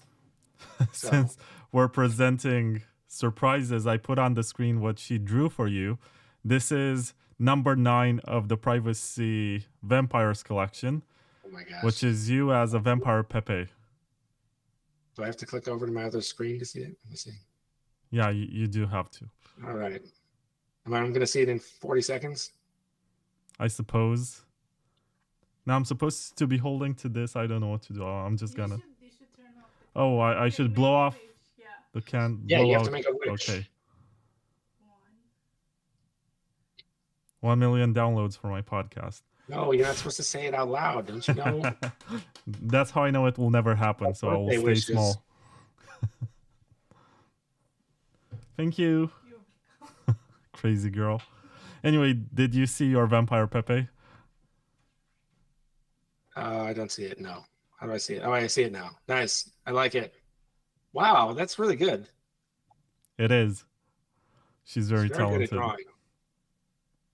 Oh, someone says he doesn't pay on the BSV and BCH on the phone. I mean, the only logically consistent way to do the accounting for these coins is to say that they had a value of 0 at the moment they were created. I think this is actually the favorable interpretation to the... I mean, how can that even be? This person, Richie Rich, is saying that. I mean, those things did not exist. He had renounced this as... I mean, I know this is complicated because it's like, oh, memory dealers, and there's lots of... And people are going to argue back and forth. But the idea... Let me, argue in a different way. Because it's... Of course, it's theoretically possible that anyone could be guilty of any tax provision. I'm not a lawyer. The tax code is so long. It's not possible to say that someone is innocent, of that type of thing, which is kind of partly the point. But the idea that Roger wouldn't know that he is a prominent figure, and the idea that he wouldn't know after all of his friends, many people, of which a perfect example is Ross and Ian and all these other people that have had run-ins with the law. When he ran, he was talking about Waco. The idea that he wouldn't know that he would be vulnerable to tax accusations is false. He obviously would know, and he obviously would hire. He hired lots of lawyers and spent lots of money on lawyers so it's extremely far-fetched that that he wouldn't pay all that stuff. And it's also again, the rules are so...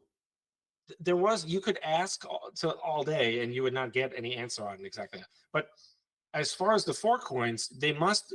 it's favorable to the government to just say it comes in at 0 and this is all extra capital gains income. That's how that is the only logical way I think anyone could. So they would have the value of 0 in 2017 and then these later years, all of which are many years after he renounced his citizenship. So I don't know. There's obviously a lot of details,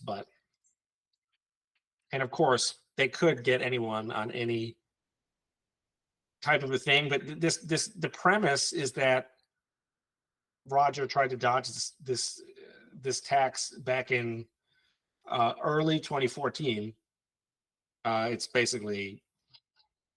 extremely far-fetched, to say the least.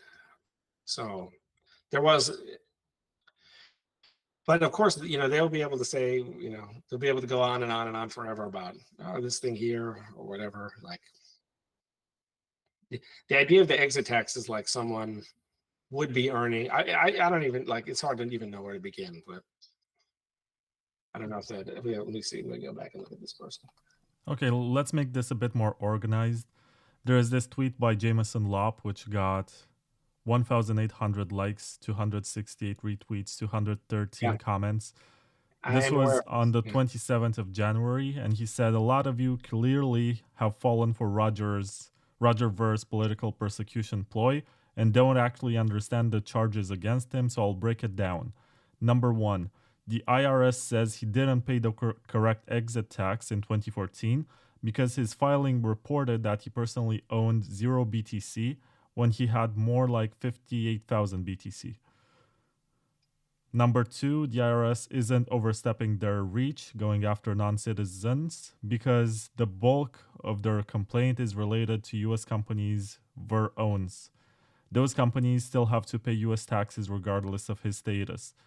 No, the IRS isn't suddenly seeking to throw Ver in prison when they could just send him a bill. That's not how they operate. They've been going back and forth with him for years on this matter. It got to this point because he has chosen not to pay. I bet that even to this day he could negotiate settlement. The IRS prefers to profit rather than put people in prison. Astute observers may recall that Michael Saylor had similar tax issues last year and settled for 40 million so that he could move on with his life, a logical decision. So why is Ver refusing to pay? Perhaps it's ideological, in which case he's his own worst enemy, but perhaps he's unable to pay. Remember that in 2022, CoinFlex went bankrupt and claimed Ver owed them 47 million for a margin call. He disputed this claim and didn't pay. Perhaps this is a clue. Why would someone who, by all accounts, ought to be a billionaire refuse to pay such a relatively small amount in order to stay out of prison? Perhaps it's because he's unable to do so. And yes, taxation is still extortion, but that tends to be a pretty weak argument when you're dealing with the tax man. So this is what he tweeted. All of this was debunked apparently in the motion to dismiss, which is available on freerogernow.org. Yes. Again, the tax law is very complicated, and then of course Roger owns many companies around the world. But I think with respect to the CoinFlex thing, okay, so there's a lot of conjecture in there, right? So, and of course, anything, you know, we a lot of stuff that we'll never know, or that obviously Roger knows best, and etc. But the CoinFlex thing, that was very interesting to me when that came out. I was kind of like, oh, that's interesting. Like, interesting. Very similar to Jameson. I was like, oh, what's going on there? But Roger did put out a video. I can't remember exactly when it was, but it was within the last 2 years. And I was shocked by the video that Roger put out later. Now, of course, this is a video that between Roger and like two or three other people. So we don't know. Maybe there's just more. Maybe there's just more and more intrigue and more lies or whatever. Insert ever expanding conspiracy theory here. But in this newer video, and I can't exactly remember when it was. I think it was around Christmas of 2023. Maybe. See if you can find it, Vlad, or people in the comments can maybe find it. But he does put a huge video explaining the CoinFlex thing and explaining that due to various, you know, like he apparently went to court and won, which is some evidence he was telling the truth. And also he had been unable to speak about the case. And so that was why he didn't say anything about it, and that his adversaries pounced on this to, you know, basically defame him and even like launch like a Roger coin or something. He's not even allowed to like talk about any of this until I've never understood this about, but this does happen a lot where people are in court and then they say you're not allowed to talk about this, which is often very it's often horrible for the people who are in. They can't tell their story until the court case is over. I don't know why this is the case. I guess it does seem to be part of the legal system of many countries or many lawyers' advice, because I think it has to do with like discovery and like which arguments people will attempt and stuff like that. So I'm not sure. I don't know why that is. I would be curious to know why. But the point is, if you're interested in the CoinFlex thing, that would be the we're in a situation where there are a lot of accusations against Roger for a long time, the last 3-4 years. And you didn't hear anything back. And then suddenly this video shows up, and then Roger's explaining what happened with that and also why he couldn't explain himself earlier. And I was very surprised by what I heard in the video, and it directly contradicted what a lot of people told me. So I don't know. It would be hard to say. I did hear a lot of people say that he lost a lot of money with trading on CoinFlex. I don't know if that's true. It could be true. Also, these CoinFlex people were later shown to have been incorrect about things they said. So that's like the main thing. I think people should watch that video from Roger himself about, which I thought was very interesting, CoinFlex video. So like then a lot of it was like, so basically Jameson Loft's argument was like, the reason he won't pay is because he can't, because he lost all his money. I think that it's funny because in Bitcoin, everyone always wants to have pretended that they lost all their money, right?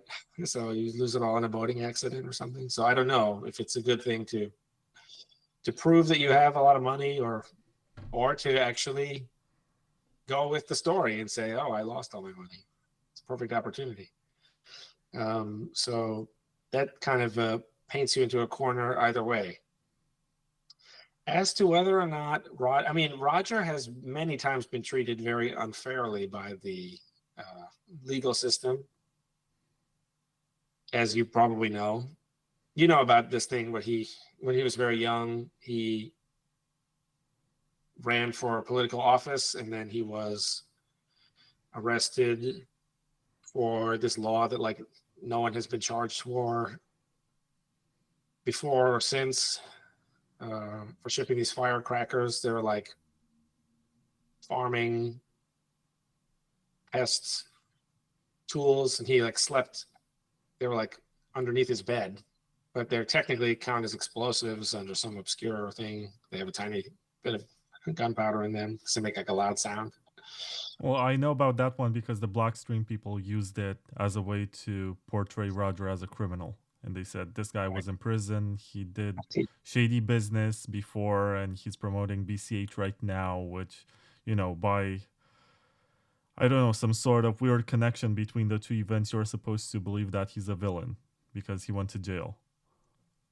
Yeah, this is again the mean-spiritedness of the block size war, which just like people just decided to just say whatever, the truth be damned, and just whatever argument they think will work.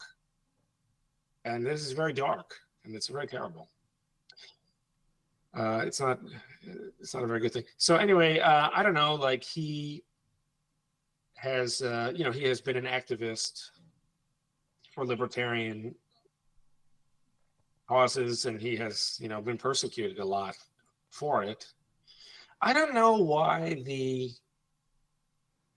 I'm not sure exactly what's going on, but I do think I would be prepared to believe that because Greg hated Roger so much, and he had so little emotional self-control, even online, and you could see it, and it was very ugly. And he threatened to do this multiple times. I would bet that they sent some kind of thing. There is like a program where you can get like 15% if you rat someone out. I don't know what the percentage is, but you mean if you report some tax evasion to the IRS and they have collect the supporting evidence and they collect it and they give you a chunk of it? Yeah. I think that's hardly even necessary because there's, Greg is such a vindictive person that he would have probably done it for free. I don't know if that's the case, but I would imagine that if someone like him made like a carefully crafted like report that had like all the argument like laid out, and you could probably track down, of course, part of it is that Roger has given so many people like $5 worth of Bitcoin. You could probably track down a lot of it online and try to chain analysis it or something and try to figure out. I have no idea, but I don't know why they would single him out. Of course, this is unfortunate for a lot of people. They just think where there's smoke, there's fire, right? So that's a phrase. Like if they arrest you, oh well, you must have done something wrong because you were arrested. So I don't know. I think that there's an awful lot of evidence that Roger is very early in all kinds of other coins as well, like super early. He's involved such a long time ago. Like I said, he's owning a Lamborghini and selling it to buy Bitcoin back in. I guess I would ask Jim. I don't know. This is really none of our business, of course, and this is like a very invasive situation to be in. But my impression of Jameson's tweet is just that he's just trying to push back against the irrational. Because Roger does these things with the tape, and he's kind of a little bit like like a Saul Goodman, Better Call Saul sometimes with some of these gimmicks, you know what I mean? So maybe people are just on Twitter. The people love to be a contrarian on Twitter, they love to just but I think that, if we were going to take this seriously, I would ask Jameson Lopp, what do you think Roger Vere's net worth is? You think he doesn't have 50 BTC somewhere or something? What is the theory exactly? I guess if we were going to take that seriously, that would be what we would ask. We would say, okay, so you think that he has a net worth of, I don't know if Roger still has, what shares does he have in Kraken or blockchain.info? Presumably, I have no idea. May have sold all of them, may have whatever, but that would be my question, I suppose. Do you understand what I'm trying to say? I would be well, you think that his net worth is less than his $50 million, and that he couldn't get loans or something from people or whatever? That's the theory? I don't know. I just think sometimes on Twitter people get a little carried away. They have a clever little thought. We all do it, right? We think, hey, this is a little neglected thought. Oh, I'll just put this out there. And so I don't think that Jameson is right, but I don't think that he is I don't think that Jameson is one of these people. There are a lot of people who are just become deranged by the block size war and by the politics of it, and they've just become deranged people, and you can't really listen to them about anything on this topic. But I don't think that way about Jameson. I think Jameson is a very reasonable guy. I think he just wanted to connect the dots. He says, here's some dots, and he just threw it out. No, but this was not the first time that he expressed this sort of view. The irony is that last year he seemed to be in favor of Roger's case. There was something that happened along the way, and he flipped the switch or switched Well, he sides. says that taxation is still extortion in that tweet, right? So he's sort of still, I think. So I think mainly the idea of the tweet is that Roger may be broke. That's the idea. So, but that's my point though, is that seems unlikely to me that he wouldn't be able to get, even from friends or past supporters or something. That just doesn't sound likely.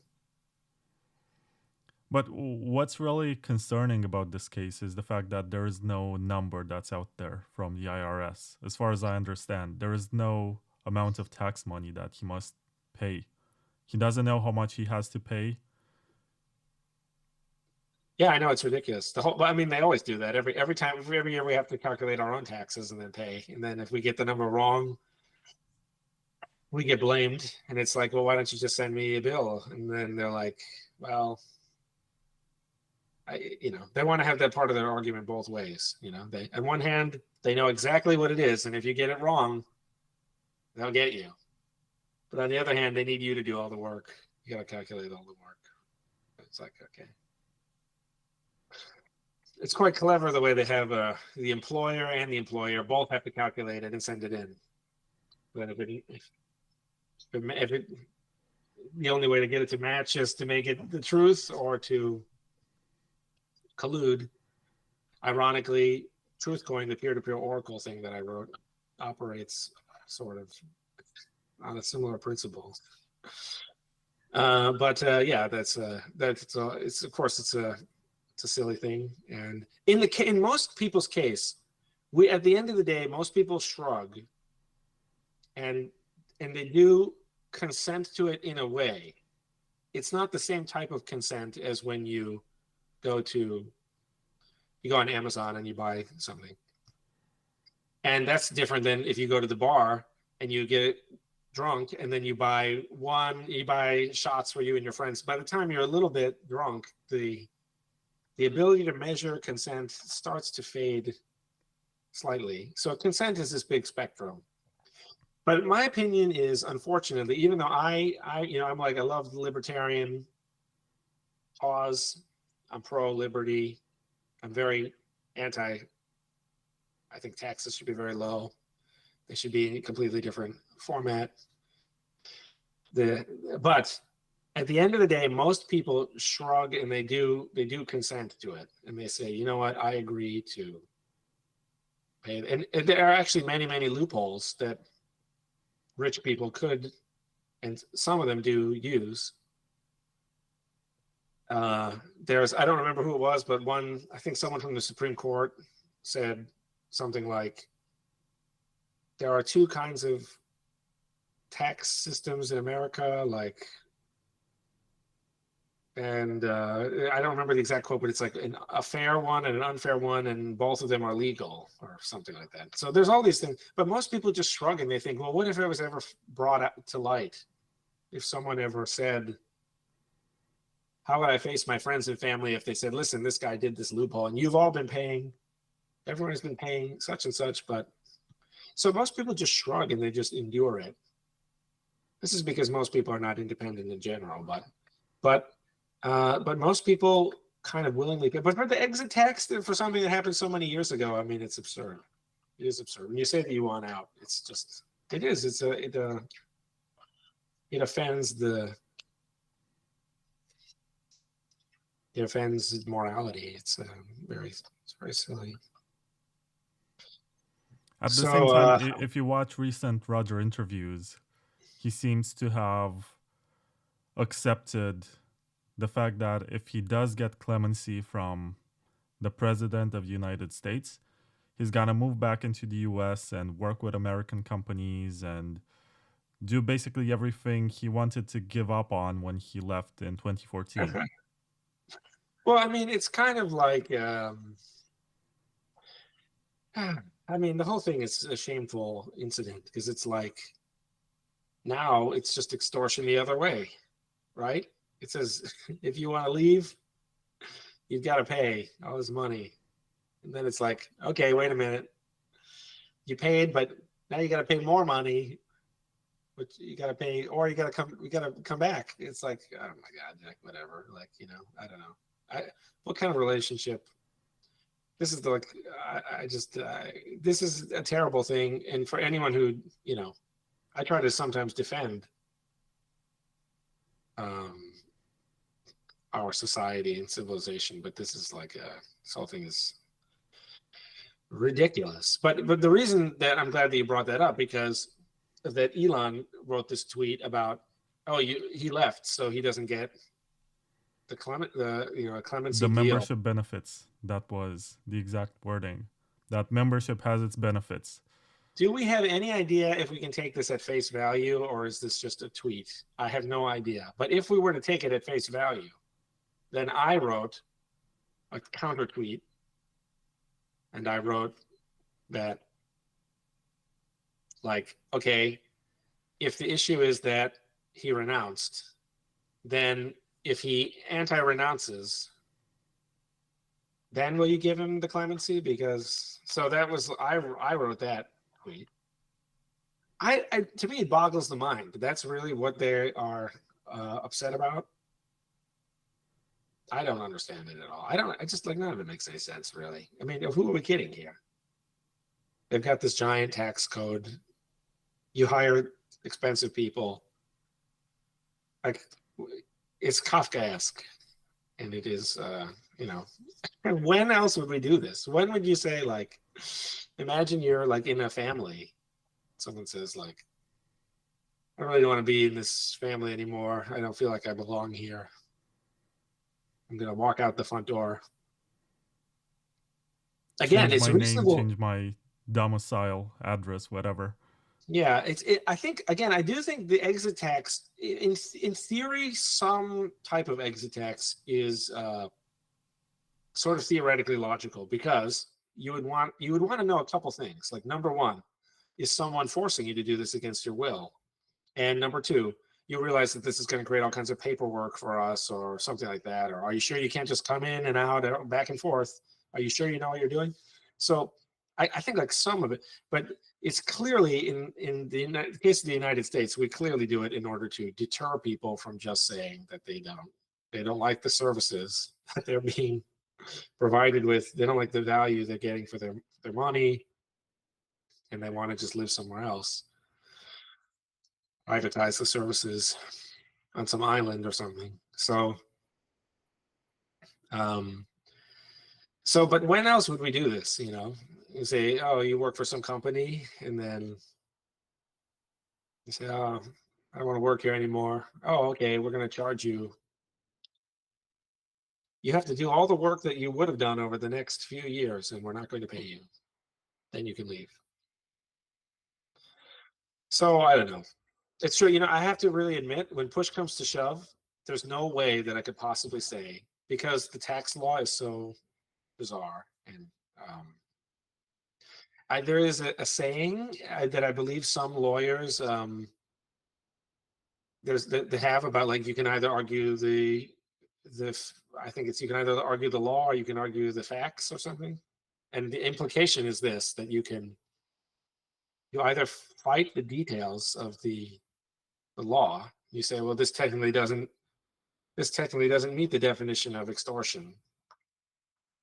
Or the other thing is, you just appeal to people's basics, and like, the jury is there. I think they did this with the Hulk Hogan sex tape thing, where they said, like, oh, you released this sex tape, you filmed these people without their knowledge, then released it. Is there any sex tape you wouldn't release? And then they got the person to say, like, well, maybe if they were younger or something. And they're like, how young? How old do they have to be before you would release? And the person, they said something, I don't remember what it was, but it was something like, they said some young number, and then there's like audible gasps in the courtroom, And it's just, eventually, because what it is any argument ultimately boils down to, you have all these chains of prepositions,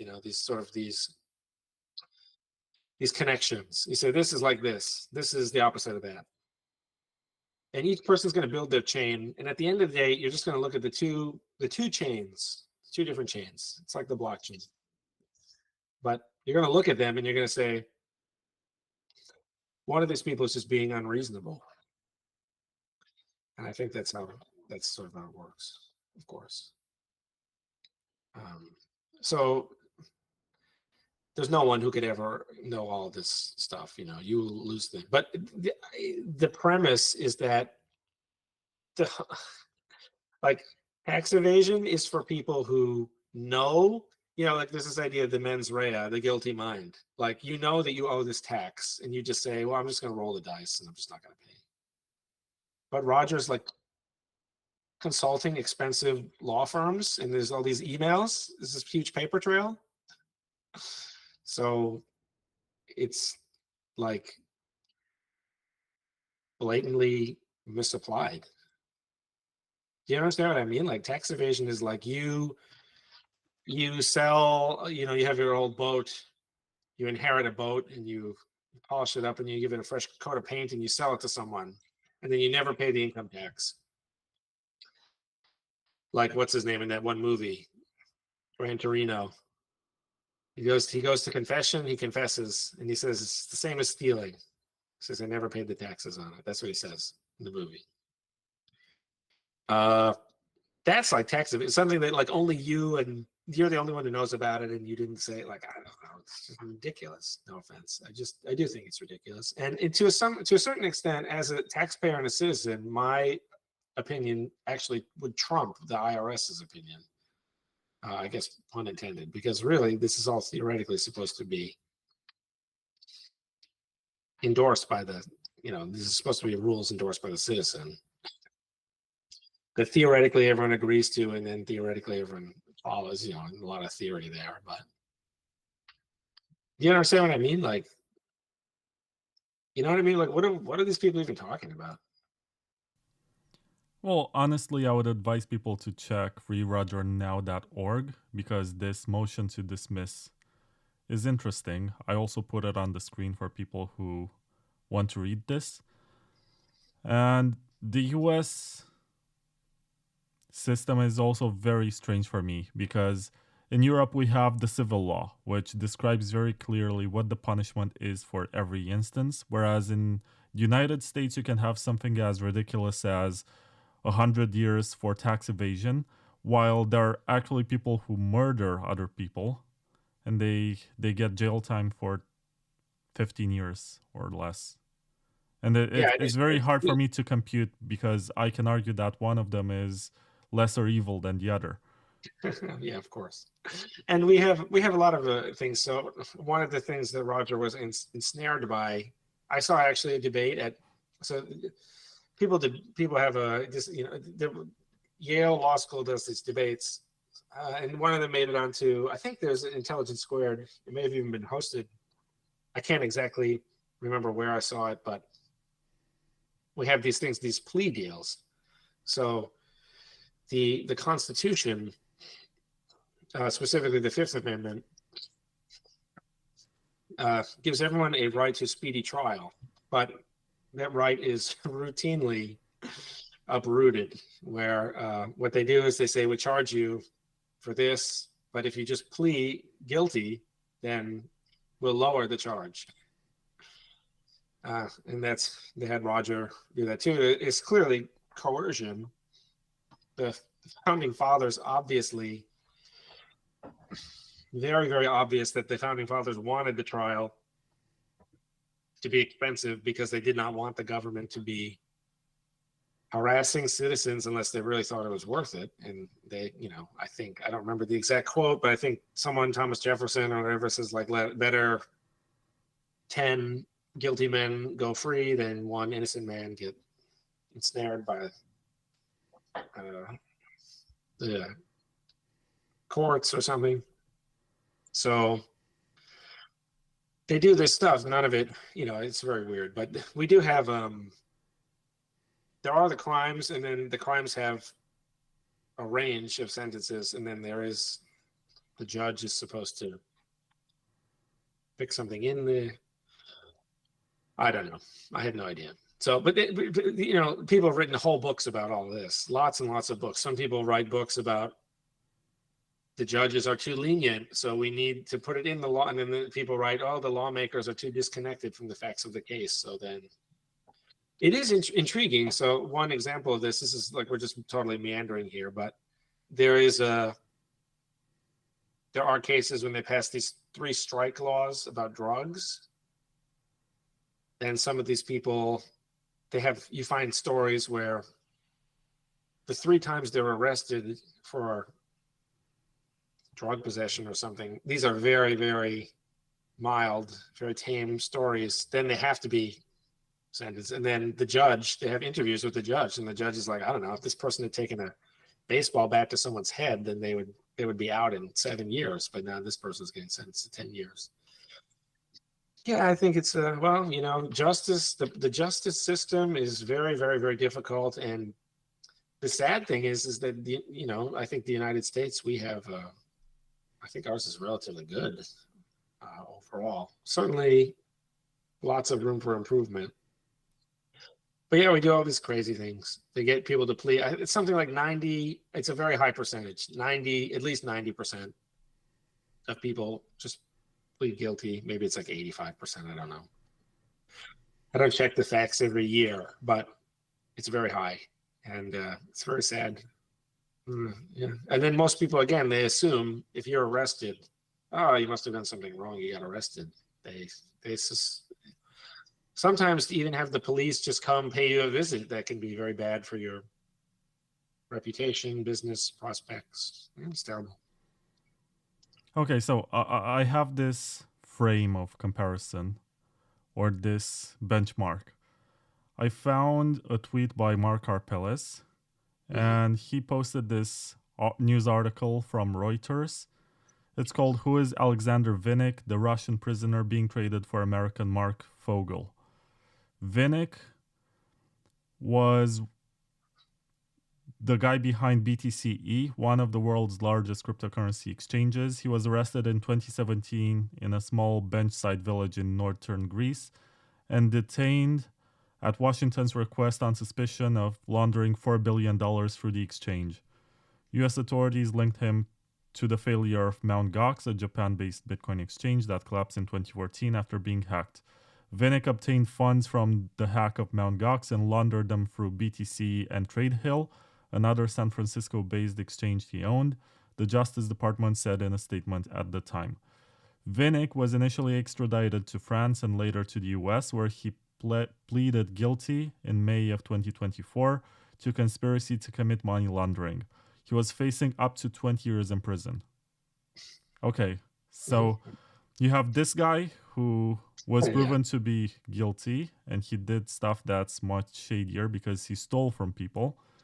And then you have Roger, who's about to go to jail for 100 years plus for Again, a they much do that. lower amount. They say they have that sticker shock, and then they want you to plea out. Because what they want you to do is give up your God-given, inalienable right to a speedy trial, which is guaranteed by the Constitution. They want you to just sign that away so that you're complicit in this violation of the Constitution. Because when you sign on, again, they dirty everyone's hands, you know. Even you were a participant in the defilement of the Constitution. So that's what they want. They hit you with this big sticker shock, and then they say, "Oh, plead out. You'll be out in 5 years, but you admit that you did everything wrong and that we, the prosecution, were right and we were infallible the whole time." That's terrible. And in the debate I've mentioned about Yale Law School, there was a judge there.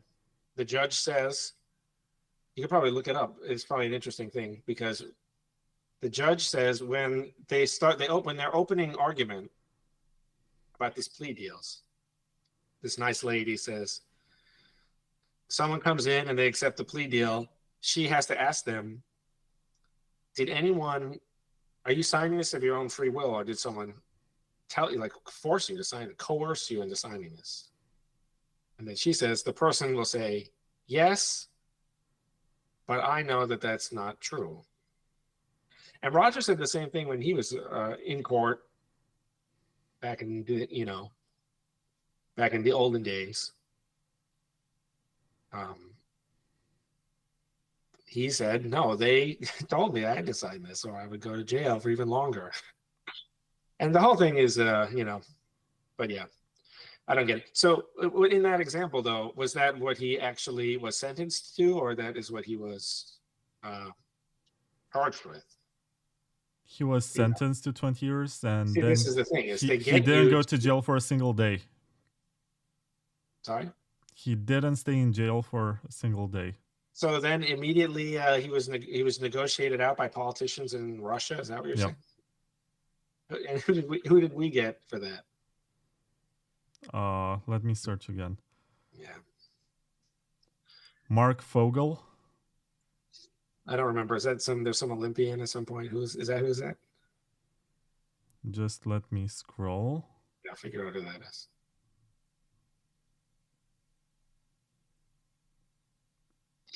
I don't know.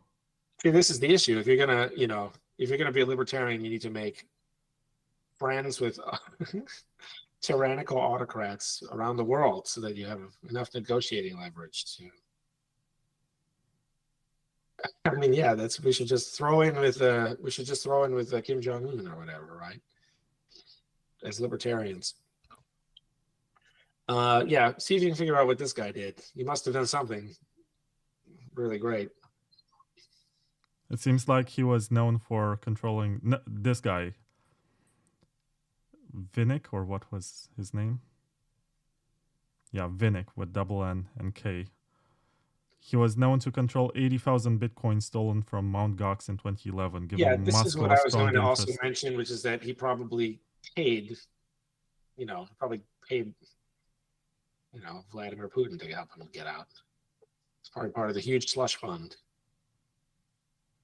the Gazprom slush fund, whatever. I don't know the details, obviously, but it's very clear that there's a lot of Russian oligarchs, and a lot of them owe Putin favors in the form of whatever. We'll kill your whole family if you don't help me with move money around. So, but what about this guy that we traded for? Did we get anything good out of this? I found an article from MSN. I had no idea MSN is still around. Mhm. He was released from a Russian prison this week after being detained since 2021 on drug charges. Yeah, I know, but who is the person that was let out? Who are they? American school teacher was arrested in August 2021 by Russian authorities for trying to enter Russia with 0.6 ounces of medical cannabis. He was sentenced for 14 years in prison, and he was released from Russia on February 11th, 2025. I mean, I don't know. It just seems like that's probably not the whole story. Right? Sounds like a bad trade, though, for the Yeah, US. it doesn't sound like a normal trade. What year? What year is that? This year. 2025. Or maybe it was 2024. No, but this was posted by Mark Arpelles on February 12th of this year. And the trade happened this year. Something doesn't add up, but we'll probably never know. That person was maybe more important than we're all led to believe. I don't know, school teacher? I mean, you do care about school teachers in America, right? Famously, yes. And there's a big union, so a lot of voters.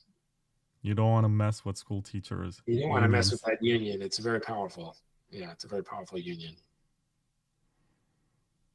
I mean, until we'll see what once Elon gets through with it. Elon's going to be like, send an email to this union,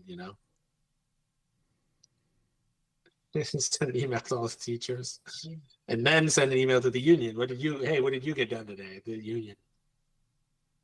They won't expect that. I mean, I don't know. Who knows? No, it was a weekly report, not such a big deal. Anyway, you have some questions from the audience. Oh, yeah, of course, sure. The first one to send questions was earlynft.bit on Twitter. He says, here's a question plus follow-up I have for Paul. When we've become convinced that BTC will not scale vertically and horizontally in a way that preserves users' ability to self-custody without prohibitive fees or dilutive shitcoin, that it will not adopt Drivechain, when is it that we start talking openly about the exodus? And he used capital T, capital E for the exodus. To fork or not to fork, that is the question. Convincing a significant percentage of the total mindshare and mindshare, M-I-N-E, share of Bitcoin to migrate to the fork chain will not succeed even if all these people diagnose the same cancer we feel Bitcoin is afflicted with. The way I see it, you can't just hold both coins and signal support for the fork. People would need to sell BTC for XXX, and that doesn't fit the profile of what a typical, i.e. conservative Bitcoiner would do. So the most obvious choice for the promised land is Monero. We get privacy by default and mining done by regular users with CPUs and GPUs. The potential here being decentralization of mining by economically relevant actors. The biggest trade-off we have with Monero is perfect auditability. Is this acceptable for world money? I'd probably say yes, but for store of value, that is very debatable. Then there's Bitcoin Cash, whose network seems far more amenable to something like Drivechain. Yeah, it comes from aimer in French. To something like Drivechain with its open developer toolkit. It has also already endured the necessary token split / price rediscovery ordeal that occurred after splitting with BTC but suffers from relatively low hash rate and the philosophically problematic issue of being a big block blockchain aligned with corporate interests. Litecoin has pedigree, comes with proof of work consensus, and its privacy features are much further along than Bitcoin's with Mimblewimble extension blocks. Litecoin's problem is that they've always openly marketed themselves as the silver to Bitcoin's gold. Knowing full well that the analogy is quite silly, it would be tough to shed the cultural stigma for noobs looking only to invest, I guess, in a sure thing. After there Are there any other candidates that could one day theoretically be seen as the real Bitcoin? This is the question. Yeah. Okay. First of all, this person is clearly pretty smart, smarter than average. I just like to comment that I've gotten like graduate school level exam questions that took 3 hours that are easier to answer than this question. Luckily, I grabbed a pen in time and I started taking notes on this absurdly long question. But would you mind reading the first part before Monero again? Because I did actually take some notes, but the question is so long and the first part is so important. Yeah, he We all need to says, hear it again, including me. when we've become convinced that BTC will not scale vertically and horizontally in a way that preserves users' ability to self-custody without prohibitive fees, or a dilutative shitcoin that will not adopt Drivechain, when is it that we start talking openly about the exodus? To fork or not to fork, that is the question. Should I go on? Yeah, because I need this is the part that I don't remember, this next part. Convincing a significant percentage of the total mindshare, as in MINE, of Bitcoin to migrate to the fork chain will not succeed even if all these people diagnose the same cancer we feel Bitcoin is afflicted with. The way I see it, you can't just hold both coins and signal support for the fork. People would need to sell BTC for XXX, and that doesn't fit the profile of what a typical, as in conservative Bitcoiner would do. So the most obvious choice for the promised land is Monero. Okay, great. We can stop. I remember the rest of it now. Okay, that's a very, very complicated question, if we can all clearly see. I got my notes now. Okay, so the main thrust of the question is, when do we talk openly about the exodus? And what this person has in mind is a fork, but then they double back and they say the fork won't work. Forking won't work. This is similar to what I told the Bitcoin Cash people. That the forking is very difficult because you have to sell one coin and buy the other in order for them to succeed. And so then one of the things they say is that this is not the typical Bitcoiner. But the first comment I would like to make in this giant question is that the typical Bitcoiner, none of this matters. Okay, so if you were to if you were to go down the road of hoping that a different coin would succeed, such as Monero, such as Bitcoin Cash, because the person has clearly done their research and they know that there are these problems in BTC, and it seems unlikely that they will be solved in BTC. But we don't know that yet, and we want to, like, I'm still trying to tinker with the Drivechain software to make it better. Still tinkering with it. I still want to release more sidechains. I want to re-release ones that I had in the past working that temporarily don't work for completely fixable reasons that are just so busy changing other things that to make them better that I haven't gone back yet. So I'm still working on this, but we have to face the reality that the cultural, as they say, the mind share and the mind share, a lot of these people are like impervious to thought, and they just think this is so. Most of the miners, the hashers, many of them don't know anything about Bitcoin. To them, this is just an industrial process. They hunt for cheap electricity. They like the cooling. These are go-getter entrepreneurs, and they want to come in, set up all the, build out the mining enclosure, put the stuff up in the server racks, do the cooling, and then make money off of their cheap electricity. Good for them. Specialization of labor, right? Adam Smith, Wealth of Nations. So good for them, but they don't have any idea what's going on. The pools are also weird because you have everything. It's like Foundry is huge, but Foundry is like emphasizing KYC, AML, SOC reports. Then you have like the Ant pool, family of pools, huge, and then Marathon's like vertically integrated. So I don't know. They are not really on top of things with respect to the Bitcoin project. So there's huge apathy over there. As we know, in the Bitcoin intelligentsia, we are very much not seeing, well, there's a lot of conflict over what to do and whether or not to like admit to ourselves, to what extent do we admit that Lightning is a failure? Still an open question. Like, do we just quietly shift from Lightning to covenants? If so, when? If so, how? People have been talking about it for years, and Jeremy is talking about it since 2019. He put out his activation client in 2022. Then he quit Bitcoin because people hated it. But now, years later, so we'll be another 3 years. And similarly, I've been telling everyone about Drivechains, the solution, solves everything for everyone. But really, I had no activation client until recently. The software that I put out, we test it. There's bugs and stuff. It's really great software. And partially there are bugs because I'm always trying to improve it and add other stuff in cool ways, sort of like not related to BIP 300, but other stuff that just cool stuff the sidechain can do. But still, like, that's going on and on and on. Okay, so problems in BTC world, we have to hit, if it's either, this is how I think about it. It's either going to be technologically possible for one single coin, plus its layers and etc. One coin will be able to service the needs of all 8 billion people on the planet.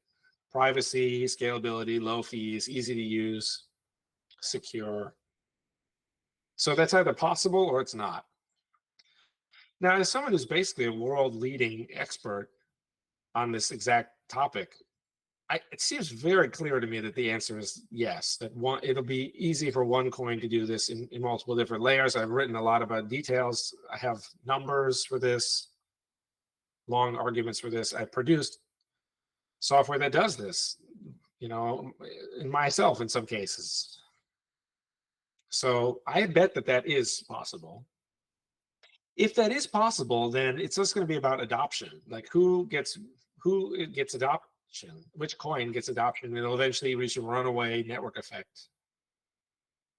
The next thing to talk about is the network effect breeds this lack of competition and this complacency.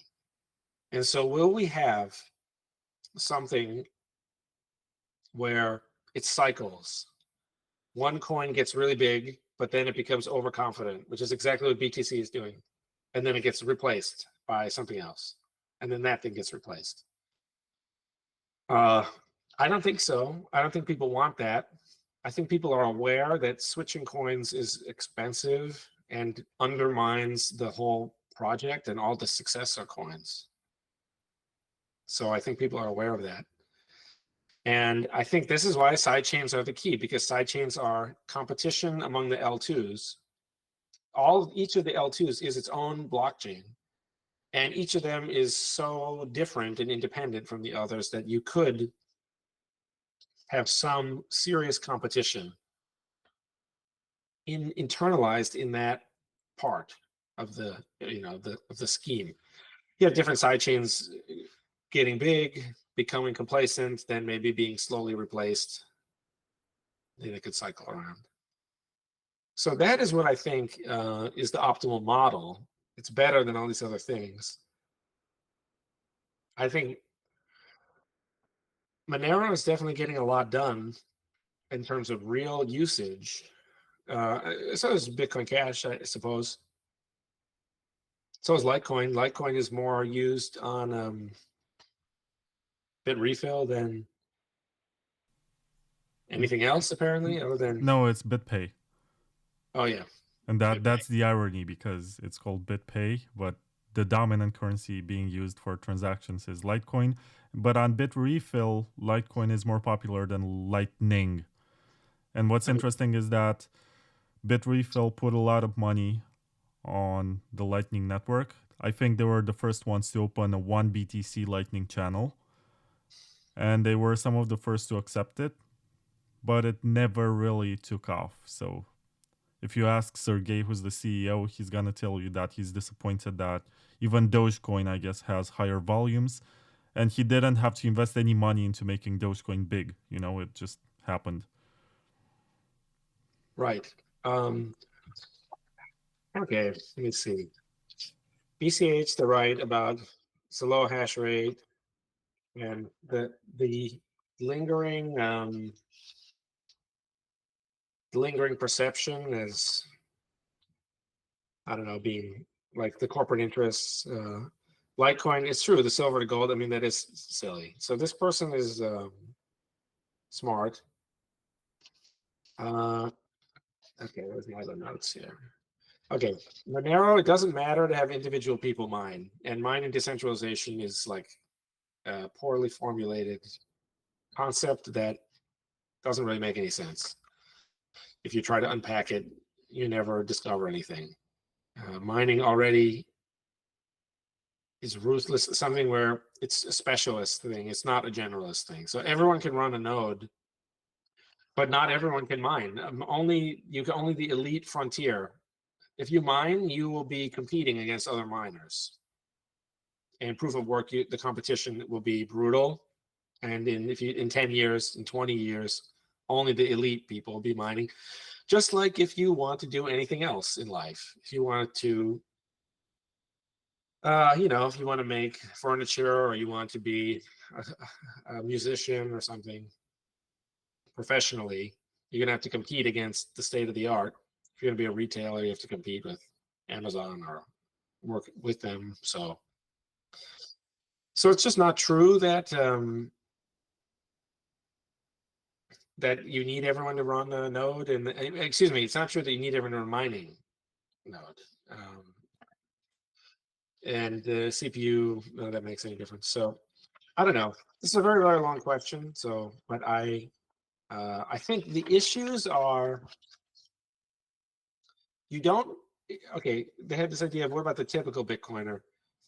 The typical Bitcoiner doesn't matter. In the free market, what it does is it reprices things. You know, the lower price is the edge, because it means that if you actually have a plan to take over and become big with 8 billion people, then the lower price lets you buy in on that and assume that risk and get an appropriate return if you are correct.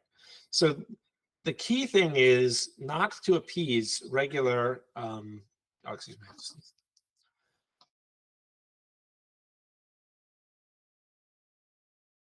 Sorry about that. Bless you. Excuse me. But we cannot, it won't be something where it's like we get everyone in a room and there's a big consensus to do it. It will be a very contentious thing. And there'll be disagreement. And the disagreement, you have to weigh, all right, I can make 10 to 1, 20 to 1, or 100 to 1, because all these people are wrong.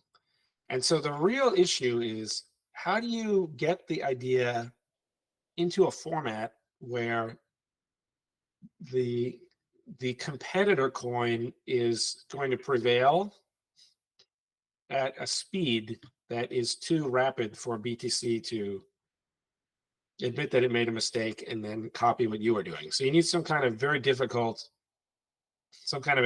that's very difficult to imitate. And it's unlikely that could take the form of like a patent or something like in the law. Although maybe now it could, now that everything is going like Michael Saylor corporate coin direction. So I don't know, these are some of my comments, but yeah, I think there will be, anything where there's not competition, there will be eventual sickness and laziness and failure and scar tissue and stuff. So So this is what's happening in BTC right now. So either BTC will, I think, the Drivechain software will get good enough, and then BTC will escape, or it will become clear that there's some kind of unfixable cultural problem in BTC, in which case anyone else who launches the fork of BTC with Drivechain will probably be able to succeed at that point, is my guess. But it would be all about conveying why it is the culture is permanently broken in BTC. And then it would be a huge opportunity too, because as this new thing will have a very low price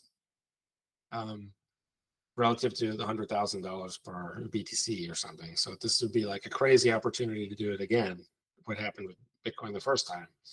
But I don't know if it really is so hopeless, because really I'm like a big critic of all this stuff, but at the same time, the software that I produce is not, it's not perfectly finished and polished right now. So maybe my entire argument is kind of not that,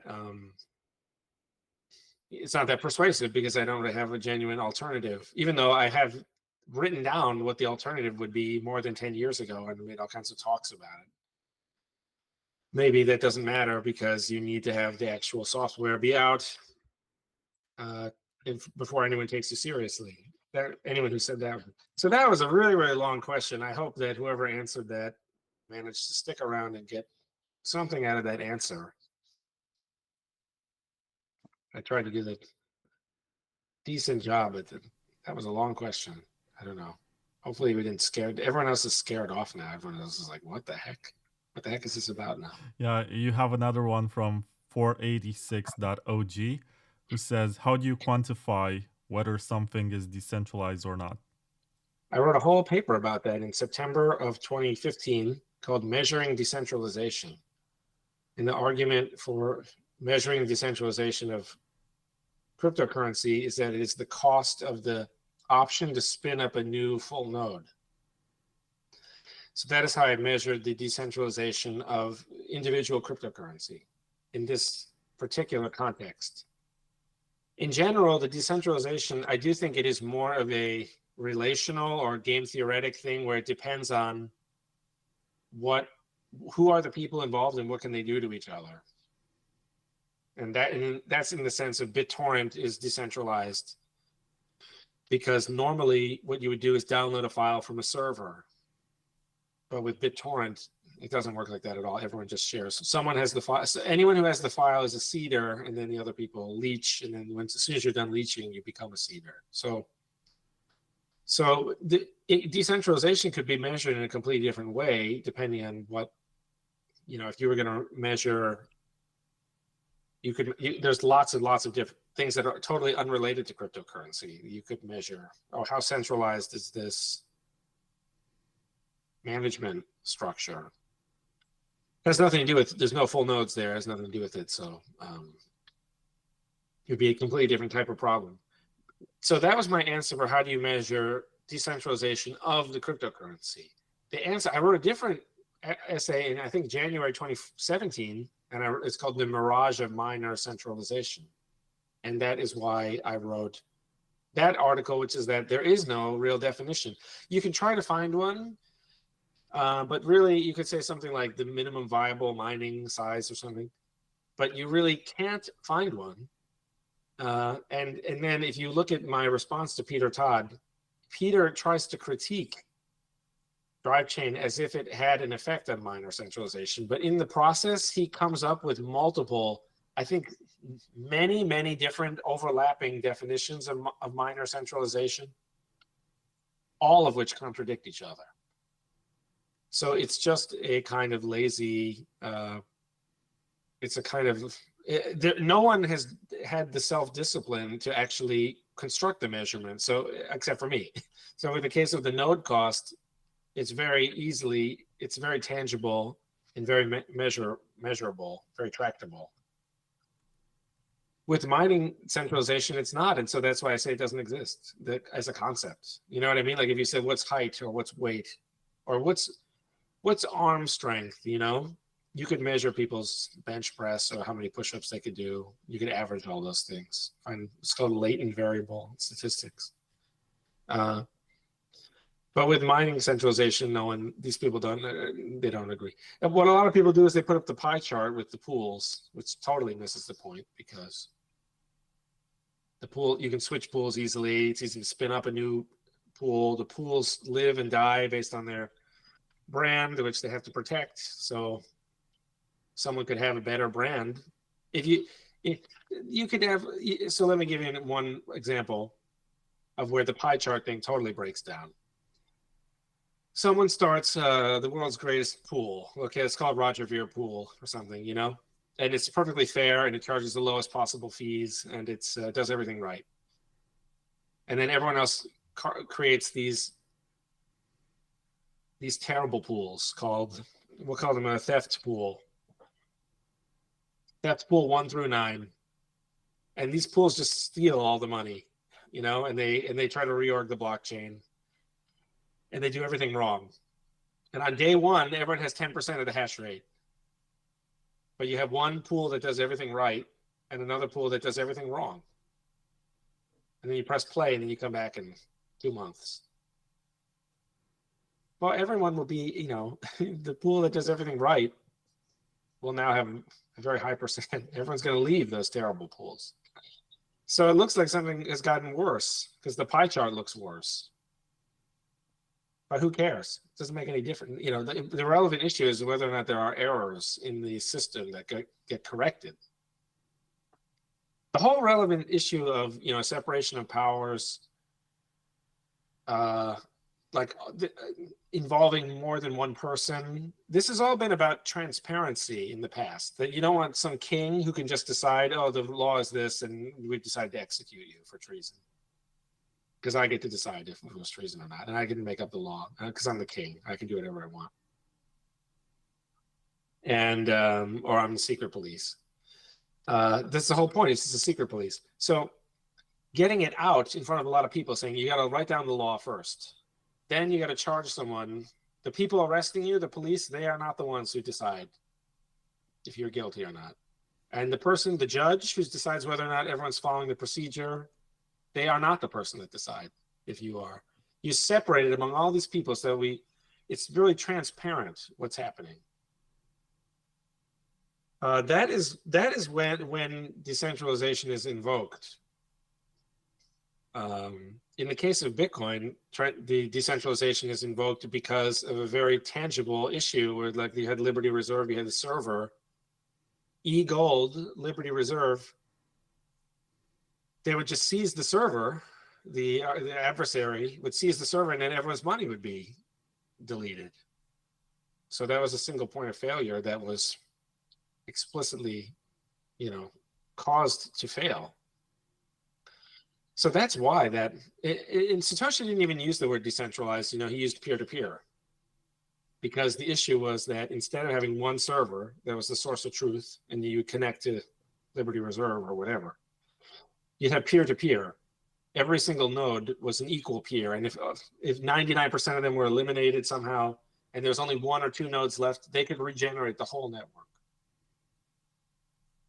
So the issue of decentralization, of my criterion of how cheap is it for this node to copy itself into other nodes and have all these nodes come back, even that is in a totally different, lesser category of relevance. Who cares about the decentralization? Is not as important as being peer-to-peer. The peer-to-peer is the huge difference between Liberty Reserve and you know, and Bitcoin. So you have Liberty Reserve, Bitcoin, then you have, it would be slower for a large block network to regenerate than a small block network would be faster. Node, that is a measurement of node, that is a measurement of the decentralization of the node or of the cryptocurrency, in my opinion. For mining, I think it has never made any sense. It is a fake talking point, very poorly understood. People say stuff like, oh, it's because of heat. They use these these pretentious arguments about whereas cheap power is available all over the world, and like heat naturally is easier to disperse the more spread out the equipment is. I have no idea if these people actually believe this rickety, these arguments that they come up with. They make no sense. They are about nonsense things. Like as if people are saying it would be better for Bitcoin if you had one miner every square mile in the Pacific Ocean. Like as if like in Euclidean space, that is what we cared about. No one cares about that. Sometimes people try to say, oh, it should be in different jurisdictions so that one government can't just decide. I think that's true, but that has nothing to do with, Bitcoin mining and Bitcoin nodes have always been in more than one country. So, again, I have no idea what these people are talking about, but hopefully that wasn't too long. Sorry, I know I give these rambling answers sometimes. No, it's all good. We have some more interesting topics to cover. I just saw on Twitter that Montana, North Dakota, Wyoming all rejected bills for state strategic Bitcoin reserves over volatility concerns. And it's so funny. Like, yes. Of course they were going to see this. Well, what the hell did you expect? Okay, and there's this documentary, Behind the Curve, about people who believe in flat Earth.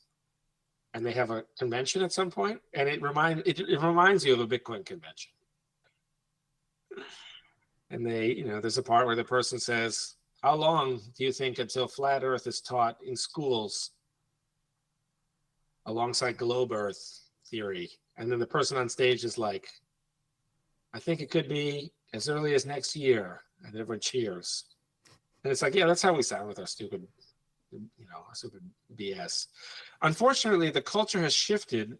It has come full circle in a way where at the beginning it was so new that everyone thought, does anyone else care about this Bitcoin thing? Who accepts it? You get this question a lot. Who accepts Bitcoin? This is why BitPay was so perfect, because you could just say everyone, or Purse.io. You could say, yeah, you can go on Amazon and get 15% off.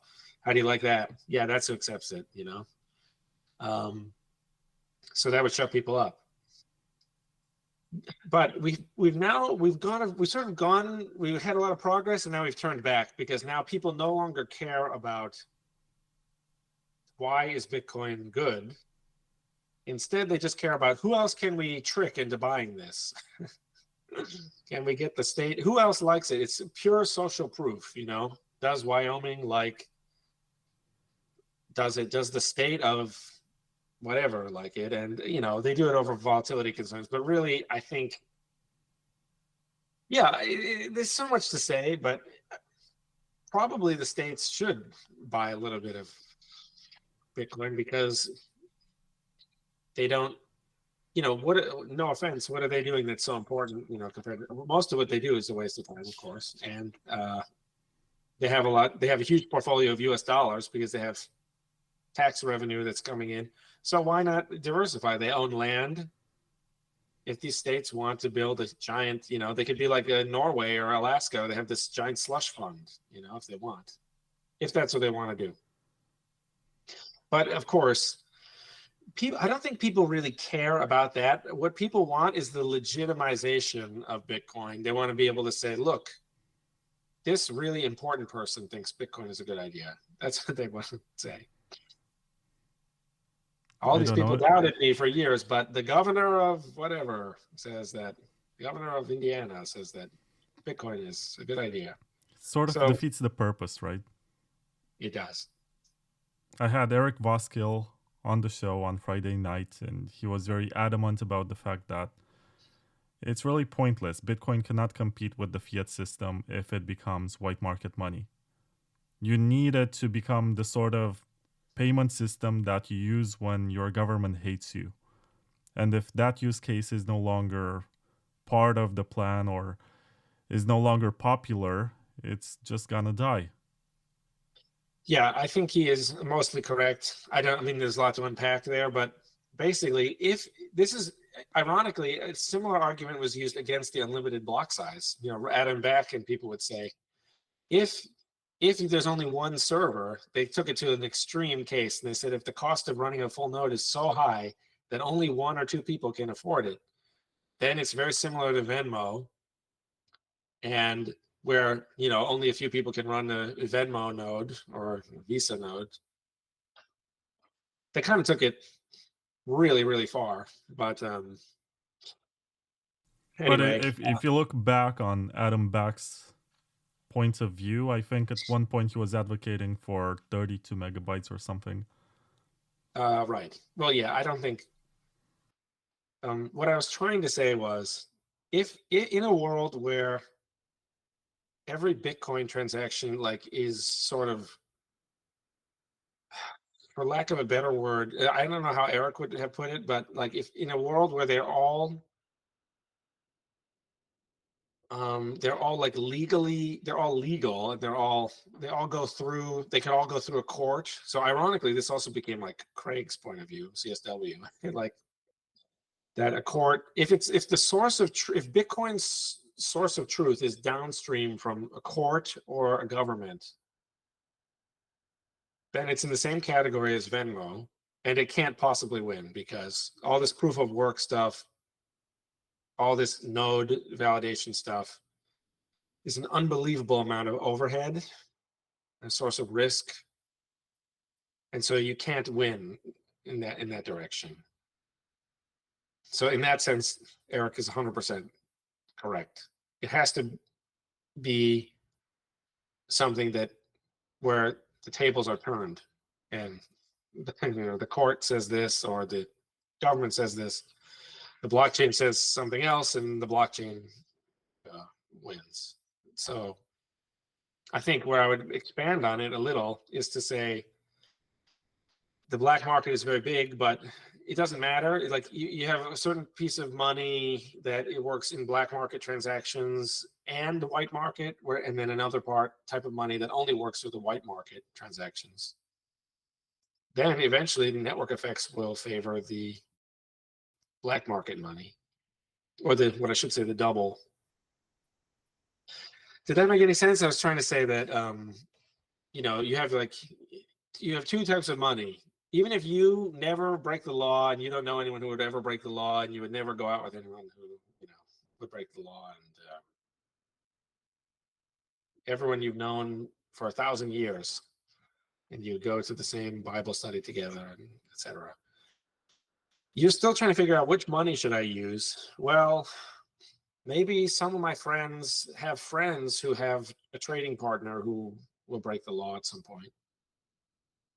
So maybe I should use BTC, because BTC's got me covered either way.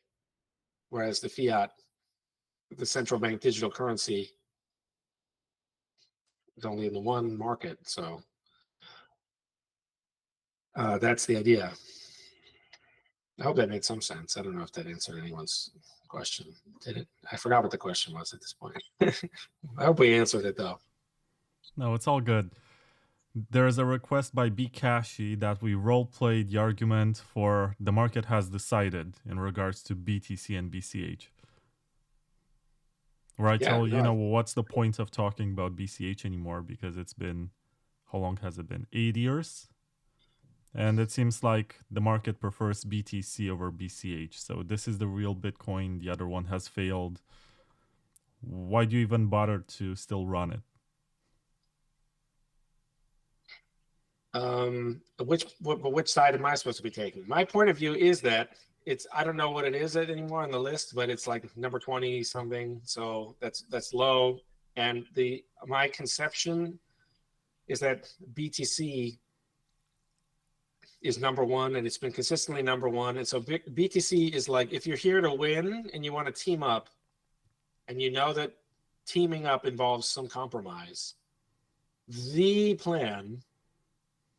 current plan is join the BTC community, stack and wait, hope that technology is built that it scales in layers. That, I think, is the orthodox plan, and it won't be the same in the mind of every single person.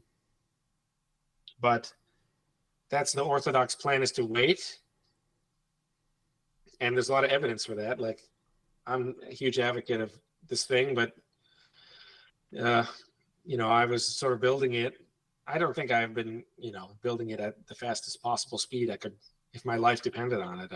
But But I've been slowly tinkering with my preferred solution for a long time. Is this making sense?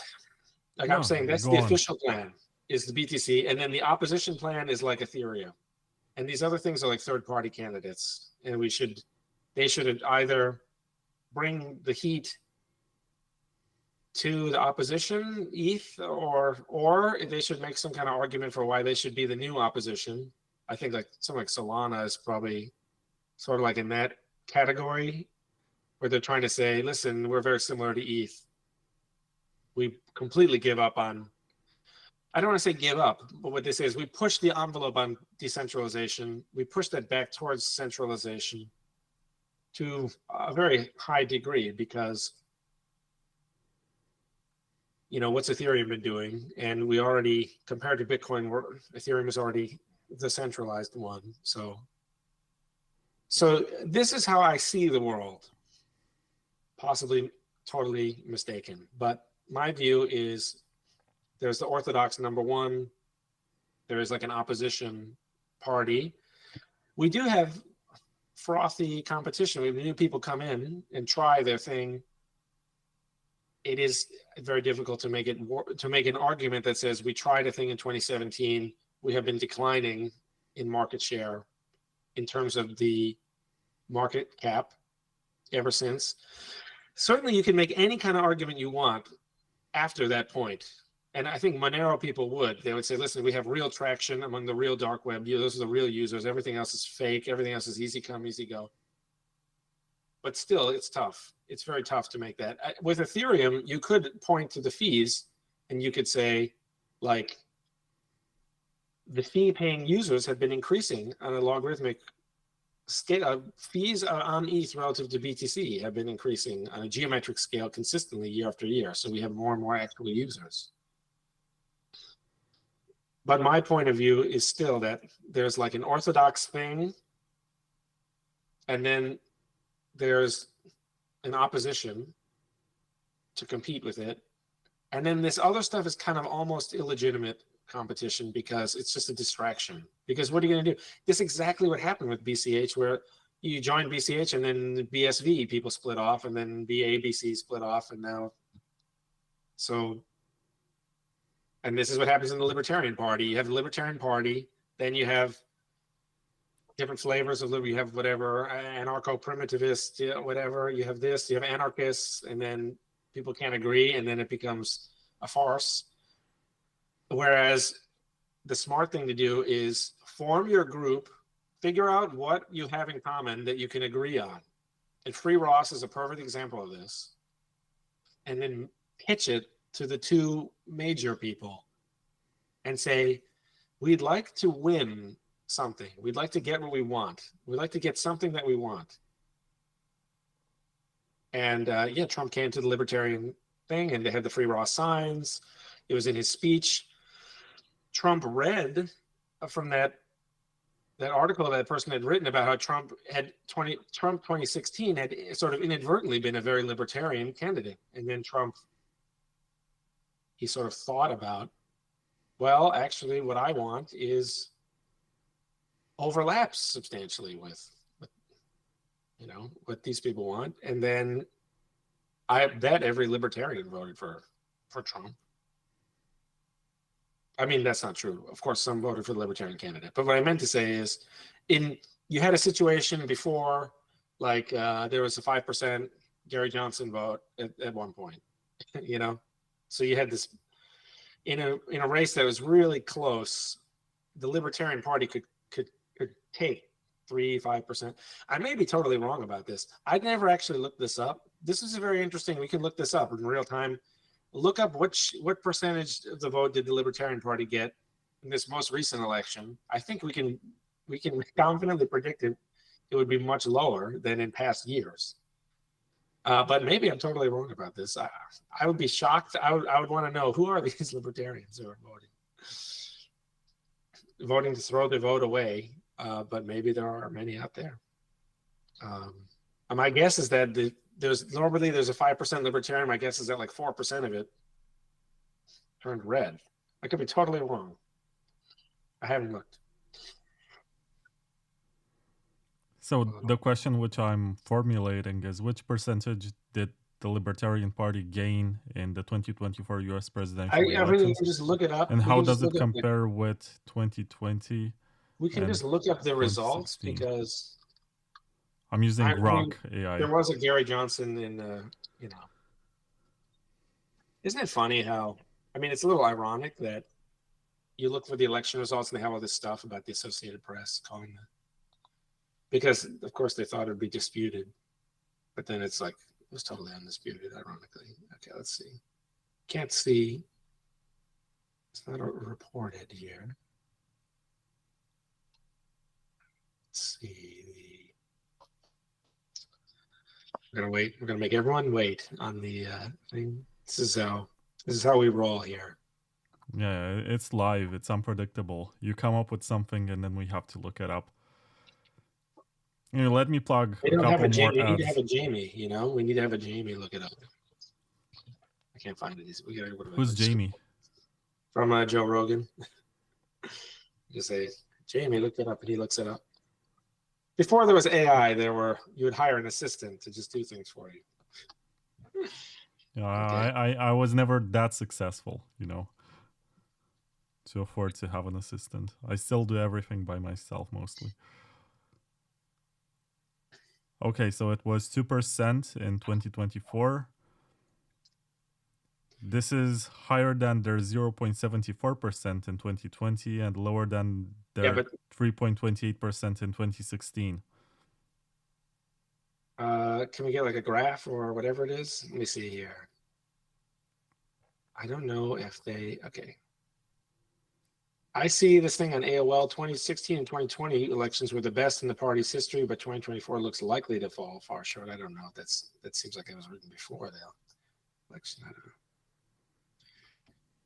Third party candidates in general received fewer votes in the 2024 election. Yeah, because this is my theory, is that Trump is so weird that he attracted these people who thought, I'm a third party voter, I'm also weird, and Trump is weird. And so that's my theory. It may be refuted by the facts. No, in 2020 it was much more disastrous for libertarians. Joe Jorgensen got 1.176 million votes, and that's 0.75%.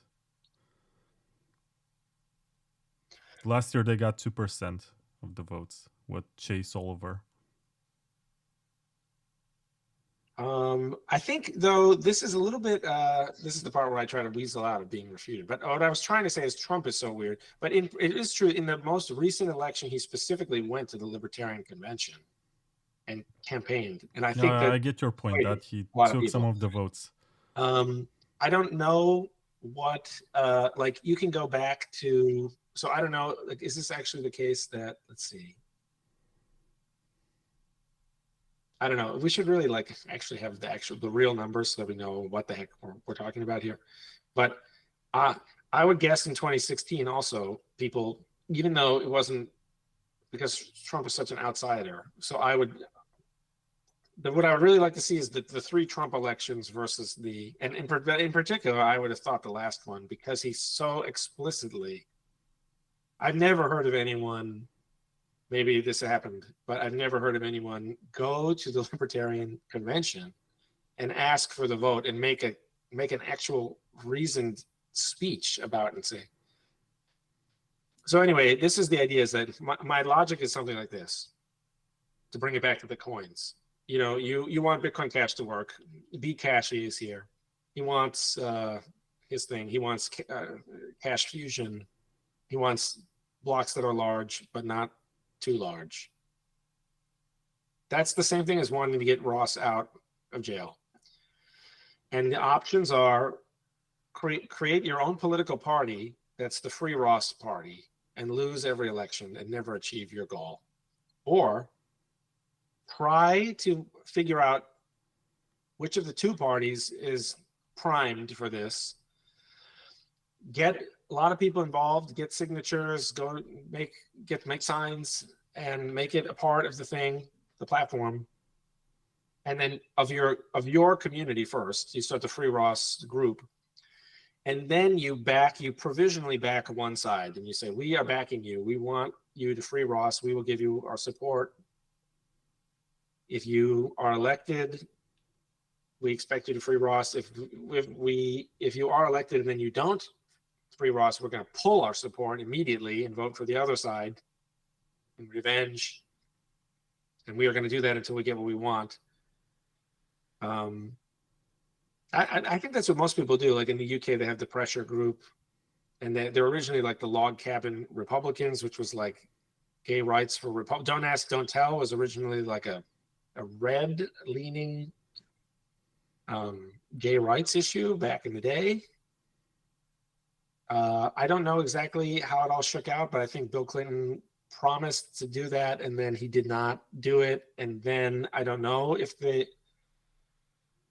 my guess is this partially the support shifted back to the red from this small group, because then after Clinton, it flipped to being George W. Bush, it flipped red.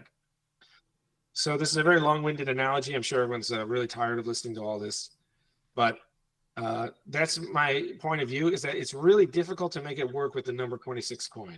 Now let's look it up, see what it is. I mean, this is more of just us staring at screens and we're forcing everyone to.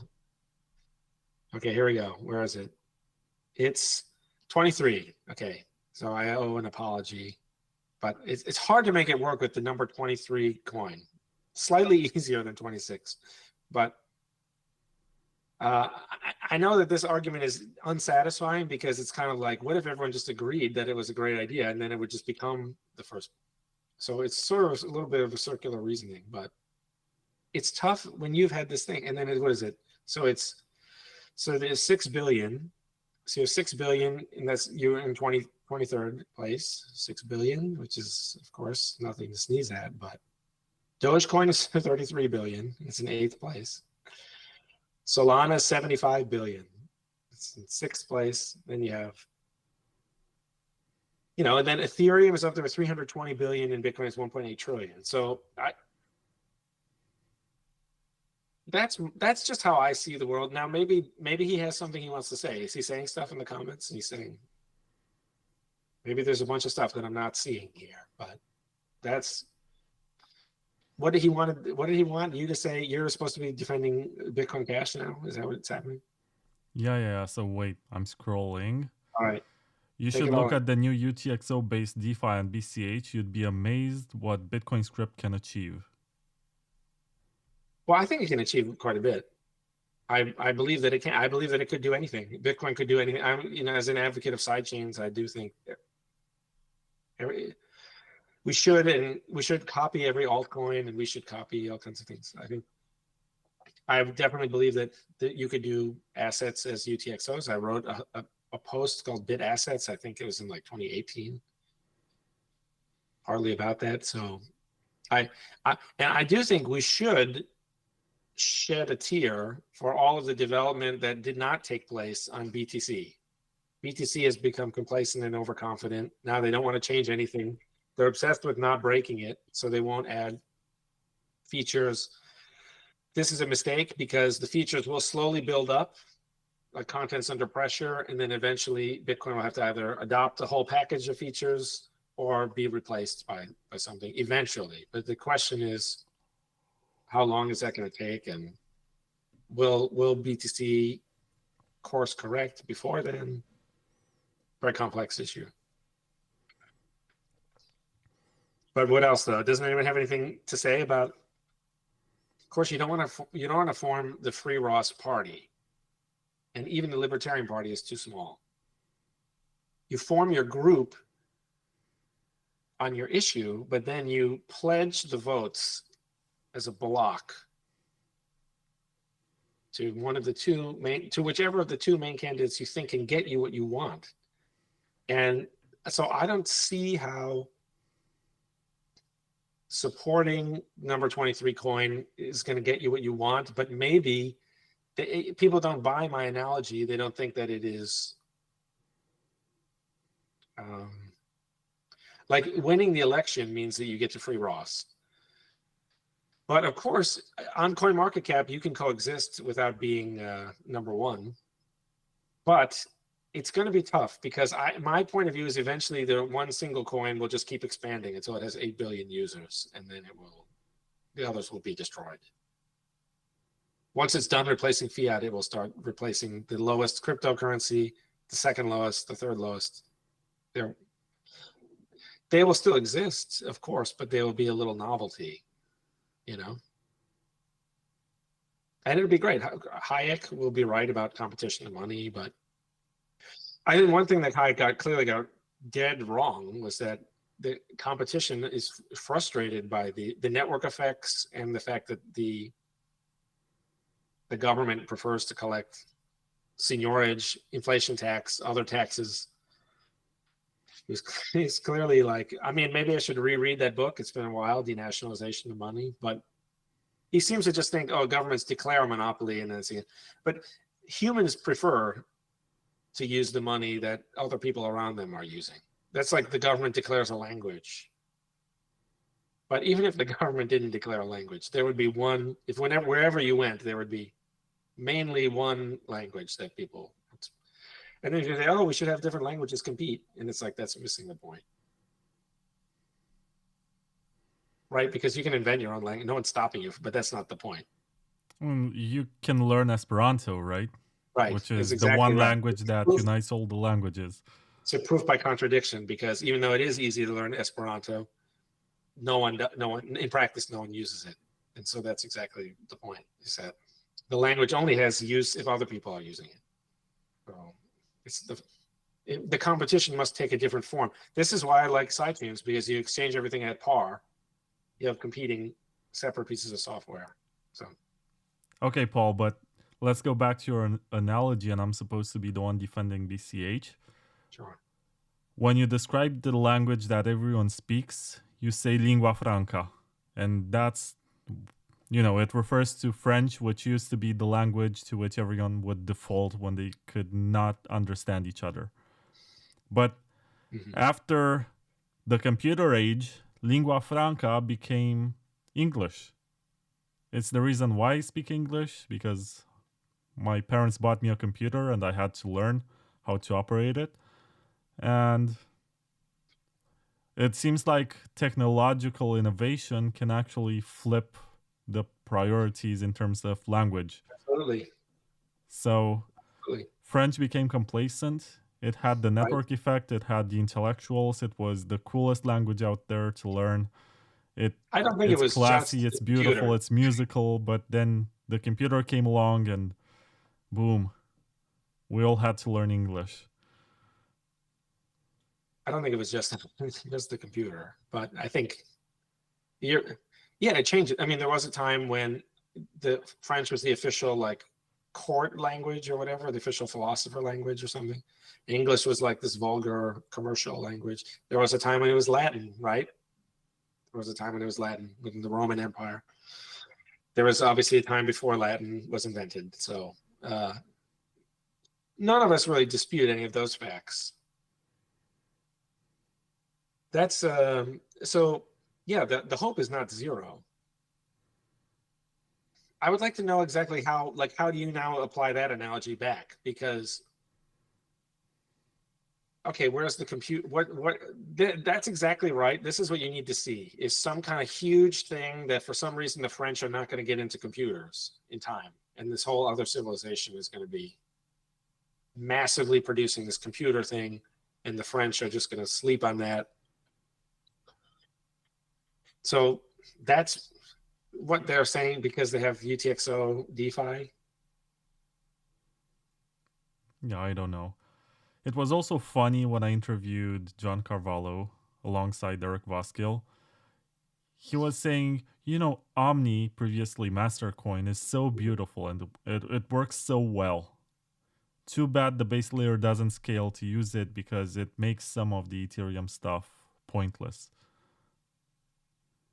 And this is exactly what these Bitcoin Cash people are building. I think it's true that there was an explosion of stuff built on BTC in its early days that now later people are rediscovering. And prediction market is a perfect example, but even like Mastercoin, Omnicoin, these, it was like stocks and bonds. This was like stocks and bonds on Bitcoin. And people didn't know what to make of this back in the day. People were so confused by this, you know? Daniel Kraywitz wrote that post about like, I don't understand what's going on here. Please, somebody make it stop. You know, you can find all this. It's hilarious. So people didn't know what to make of it, but really nowadays, you know, through tokenization and stuff, people can, and we went through a long period of just complete scams, ICO scams, NFT scams. But again, Al Finney argued for baseball cards on the blockchain. So, Well, he didn't say on the blockchain. This was on the cryptography mailing list. It was this idea that you're you right. could trade numbers. Yes. So this But I was mean, it's the same kind of pre-blockchain. thing. He's saying that a digital collectible could have value in the same way that a physical collectible, that became NFTs basically. And then, you know, there have been many examples of someone issuing something that's like equity like. It's very similar to equity on the blockchain. Sometimes people have issued debt. I mean, my memory is a little hazy on this particular one, even though I lived through it. But wasn't it Bitfinex or whatever? They lost all their money, and then they said, "We'll issue you this coin, but then and we'll buy it back as the exchange makes the money back." That happened in like 2016 or something. So that would be like debt on the blockchain. So all this stuff, people have wanted to invent things a lot. And when they can't, they invent them a new way. This is why ossification is the kiss of death. But also, you see the ossificationists have a point, because every little person has their pet idea. And we can't have everyone do that on L1. So what they decided to do is like suppress all of them. The right answer is to strike a middle ground where you say, you experiment on L2 sidechain if your idea is, and if someone passes on an idea that's really good, you can shop it around to the other L2s. You could say, I have my great idea. It's called BIP47 payment codes. This chain didn't do it because they're wrong.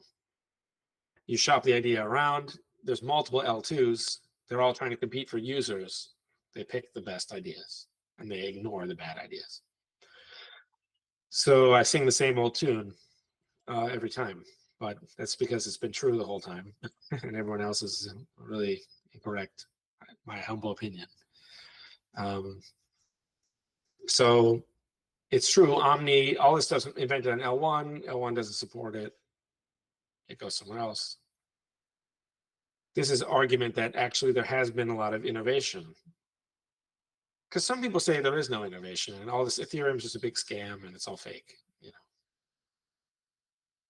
And Bitcoin's the only invention. So some people say that. Yeah.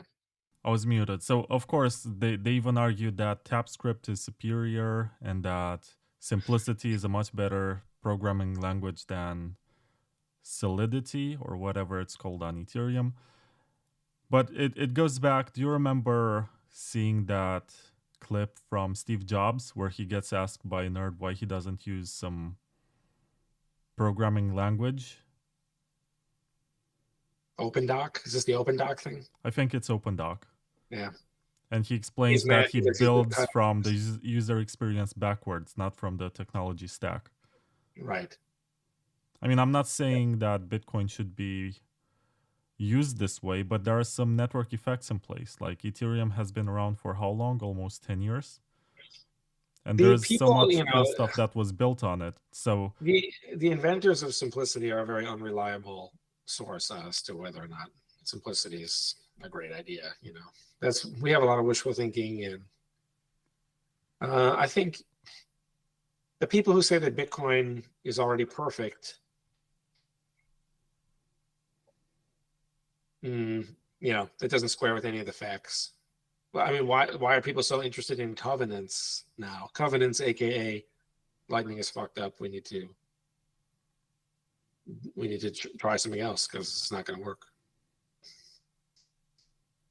So that's the technical creme de la creme are there, and the like.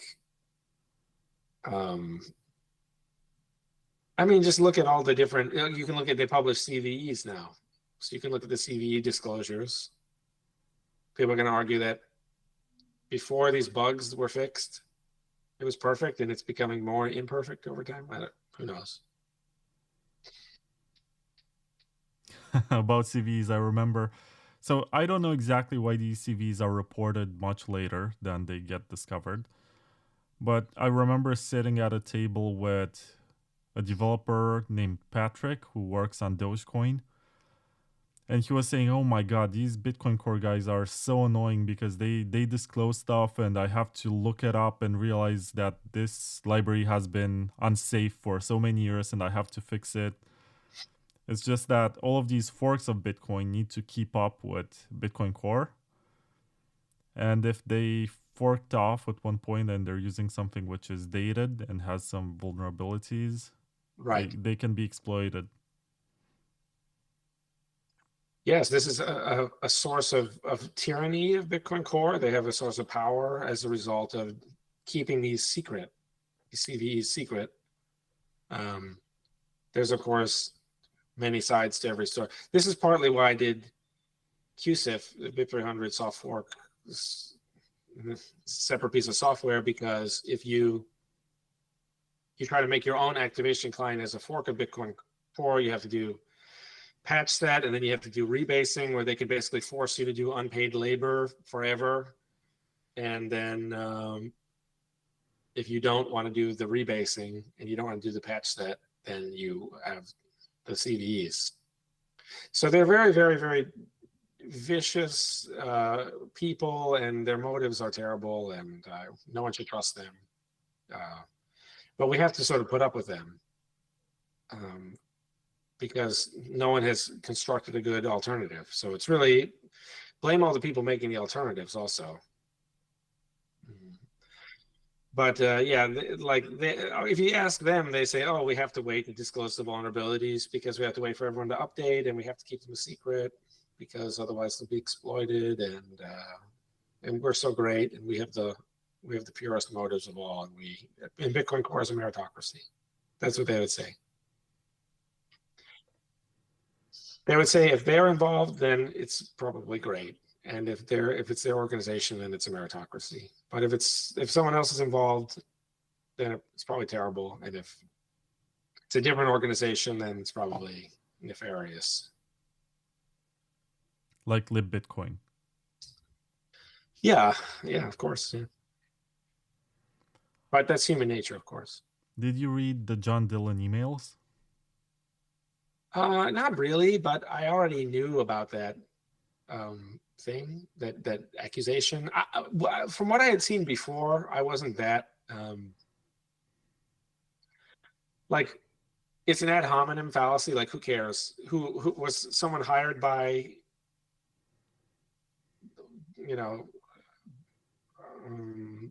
a bad guy or not? It doesn't matter. You know what I mean? Like, what if it turns out that Dylan was hired by Jamie Dimon? But then what if it turns out that Jamie Dimon was hired by Satoshi, and Satoshi said, Jamie, I need you to get this into Bitcoin. Hire someone as an intermediary, and then have them hire Peter Todd. He's the only one who can do it. It's kind of like, what is the point of this? You're going to change your entire argument if you learn that actually instead it was someone else who had hired him to do the same thing. Like, you know what I mean? If they hire someone to like murder a bunch of children, then it's still a bad thing. It's not like it didn't. I have no idea how we got here, but the reason why I brought up John Dillon. You're arguing about the idea other than its content. So the content of the idea of replaced by fee is independent of its origin. Of course, but that's not why I brought it, not in the context of RBF. What's also in those emails is the fact that, first of all, John Dillon argues that LibBitcoin is dangerous and there should only be one Bitcoin client, and that is Core. Secondly, he discusses openly what Peter thought about 51% attacking other networks. But the most shocking part, and one that's very interesting, is the CoinJoin bounty. Because there was that bounty that was set up by Greg Maxwell. It was a multi-sig with Peter Willie and Tamos, a 2 of 3. And Amir Taki came up and said, I want to claim the bounty. I have Dark Wallet. Look, the code is here. You can view it, blah, blah, blah. Mike Hearn commented and said that the license is not the best one he could choose. They improved it a bit. They polished it and said, okay, can you send us the bounty? And what John Dillon did was to send money to the bounty fund. He sent like 5 Bitcoin or something. And then he told Greg Maxwell, okay, now I'm a stakeholder. I'm part of the donors to this bounty, and I should be consulted before any donation or any grant is given from this bounty. So he bought his own seat at the table. And that's the scandalous part, because on one hand, he was in private obviously against libBitcoin. He was biased against it, and it was what Dark Wallet was using. And in public, he was this guy who was saying, I'm buying my own seat at the table. I sent money to this fund, and therefore you should ask me before granting any money to any project that pretends to have solved the problem. So no money ever went to Dark Wallet because of this. And it was very similar to what Michael Saylor did last year when allegedly this was reported by Matt Odell, I think. He spoke with one of those ETF companies and talked them out of giving money to Bitcoin Core development because they were planning to give like a small percentage of their profits to development for the Bitcoin project. And Michael Saylor allegedly stepped in and said, no, don't give them any money. And it's very similar because you have a person who buys their own seat at the table and then dictates politically what should be done and what project is the one that should survive and what the budget should be. It's very difficult to know, though, when money is given. If the money is given the wrong way, it actually discourages people. So I'm not saying that this happened in either case, but I'm saying imagine you have a developer who works really hard on something for free and they ship it. And then another person makes it a worse version. And then they say, oh, I want this bounty. They submit the worst version and the bounty person says, oh, okay. And then they give the bounty. This is now discouraging to the first person. So I bring this up to say that this whole thing is a tough nut to crack. And the best way to crack the nut is to have competition. Different pieces of software that compete, the user will use whichever one is the best. You know, if one has better tech, better performance, then it'll eventually, there'll be a case where one of them will freeze or get slow after a certain time, and the other one will be fast and responsive. So competition on the user experience is the best. That is the best way. And it's difficult to, these grant type contests, they have the drawback that they rely on you trusting the person to pay out. I mean, let's think about it like this. So what difference does it make? The bounty is either for CoinJoin implementation or not, right? Maybe it has to be on core. I have no idea. I don't know. I don't know the wording. I don't know what the understanding was when they put it out. But I mean, either they deserve the bounty or they don't. Actually, whether or not he paid into it shouldn't really matter per se. But then if they then say, well, we've had people who are in it say that, you know, so who knows? But this is the whole drawback of this is it shouldn't, I don't think it should work this way. I think actually the right thing to do is you have the open source development by intrinsically motivated people as this first starting point. Then you have users, and among these users, you have like power users. And I'm talking like, you know, this would be like the Mt. Gox exchange. This would be like Kraken, whatever. This would be like Roger Ver. And so you have these people who they're getting a lot of use out of the product. They really need it to be good. Then they should do some kind of patronage. The idea of the ETF just throwing money at Bitcoin development, I don't know, probably more likely, it would probably as likely to do harm as good. But I'm gonna have to go in 20 minutes. Something else to do.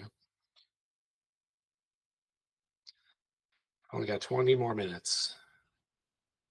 Oh no, I was hoping we were gonna break the 8 hour, 11 minutes, 30 something seconds record. I mean, maybe. I'm sure it's fun. I mean, Bitcoin is always something to talk about. Do you have good questions? I did want to mention that the people who are, I don't know if the people who are like prosecuting Roger, I did want to mention that it's possibly that it won't be great for their career if they do this, because you can look at how quickly the world has changed, and people are getting canceled for like a joke they wrote on Twitter like 10 years ago. But I would just say what are they getting out of this investigation, and where are we going to be in 2 years? And I wanted to throw that comment out at the end. So like, the world has changed a lot, so I don't know if they want to like carefully think about if this is really worth it. This is not a real crime compared to other crimes where, someone breaks into someone's house and steals their television. There's also something that's important for context, which was mentioned by B Kashi in the chat. And also, I gotta give a shout out to Richie Rich, to Tomo Marini, B Kashi, and Khan, and Ben Fitterman, and everyone in the chat. 486.org, Skydoge, DYOR. Skydoge actually wants us to spend the remaining 20 minutes talking about Skydoge. I bet. But let's get back to the tax evasion story. It seems like one of the most important accusations concerns mail fraud. 3 of the charges against Roger are 3 counts of mail fraud because he mailed in his taxes. One of the times he sent it was because the IRS lost the paperwork. As high as 30 years for each charge. With respect to this matter, but it seems as though what they do is they say, I have no idea about this legal minutia, but it does seem like everything is either wire fraud or mail fraud or something. They just say, oh, you committed a crime. And then they say you also you committed a crime using the post office. It's like, whatever. Like, I don't know what they're talking about. That it seems. How else? Like, what are you supposed to physically drive to the IRS building in Washington, D.C. and give them your taxes like orally by speaking to someone there? Then what are they talking about? Like, I don't understand. Yeah, whatever. So, but yeah, they're just going to make everything. Who knows? But again, I do not dispute the fact that they can make a convoluted legal case, which would ensnare any reasonably, which would ensnare any innocent person. So I'm sure they could do that. Okay, let me ask you this, because at the beginning of this episode, you mentioned that Roger was the first person to believe in your prediction market system. And he also I don't know about that literally, but he did hire me to work. He hired me away from my job at Yale to work on it. So in that sense, but there were plenty I posted it on Bitcoin Talk and lots of people liked it. So my question for you is, let's say that you came to Bitcoin in 2018. You never met Roger in person. You were never aware of what he did for the Bitcoin community, and you were subjected to the propaganda against him. And given this background, you learn that he is about to get arrested, and you have access to all the information that you can find on freerogernow.org, I think. And you look at it, and then you read Jameson Lopp's tweets, and you're compelled to think that he's evil. would you still argue in favor of his freedom, or would you believe that there is some sort of karmic justice that should put him into prison no matter what? It's a very good question. My guess is that if we were to take this hypothetical seriously, and I show up in 2018, I think you probably just think, oh, Roger's an altcoiner, and I wouldn't really like form any other opinion about. I would just know very little about him, the same way I know very little about like But it's still you, right? And Gavin Wood or you would whatever. still read stuff because you're Paul Sztorc. Yeah, I know a little bit about Gavin Wood, but not really that much, you know. Creator of Polkadot or whatever, you know, and one of the creators of Ethereum and stuff like that. But I would just be like, oh yeah, because the propaganda is very intense. I don't know, like what the question is also like, what did I accidentally or what did I discover between 2018 and now? Like, did I discover all of a sudden, oh, wait a minute,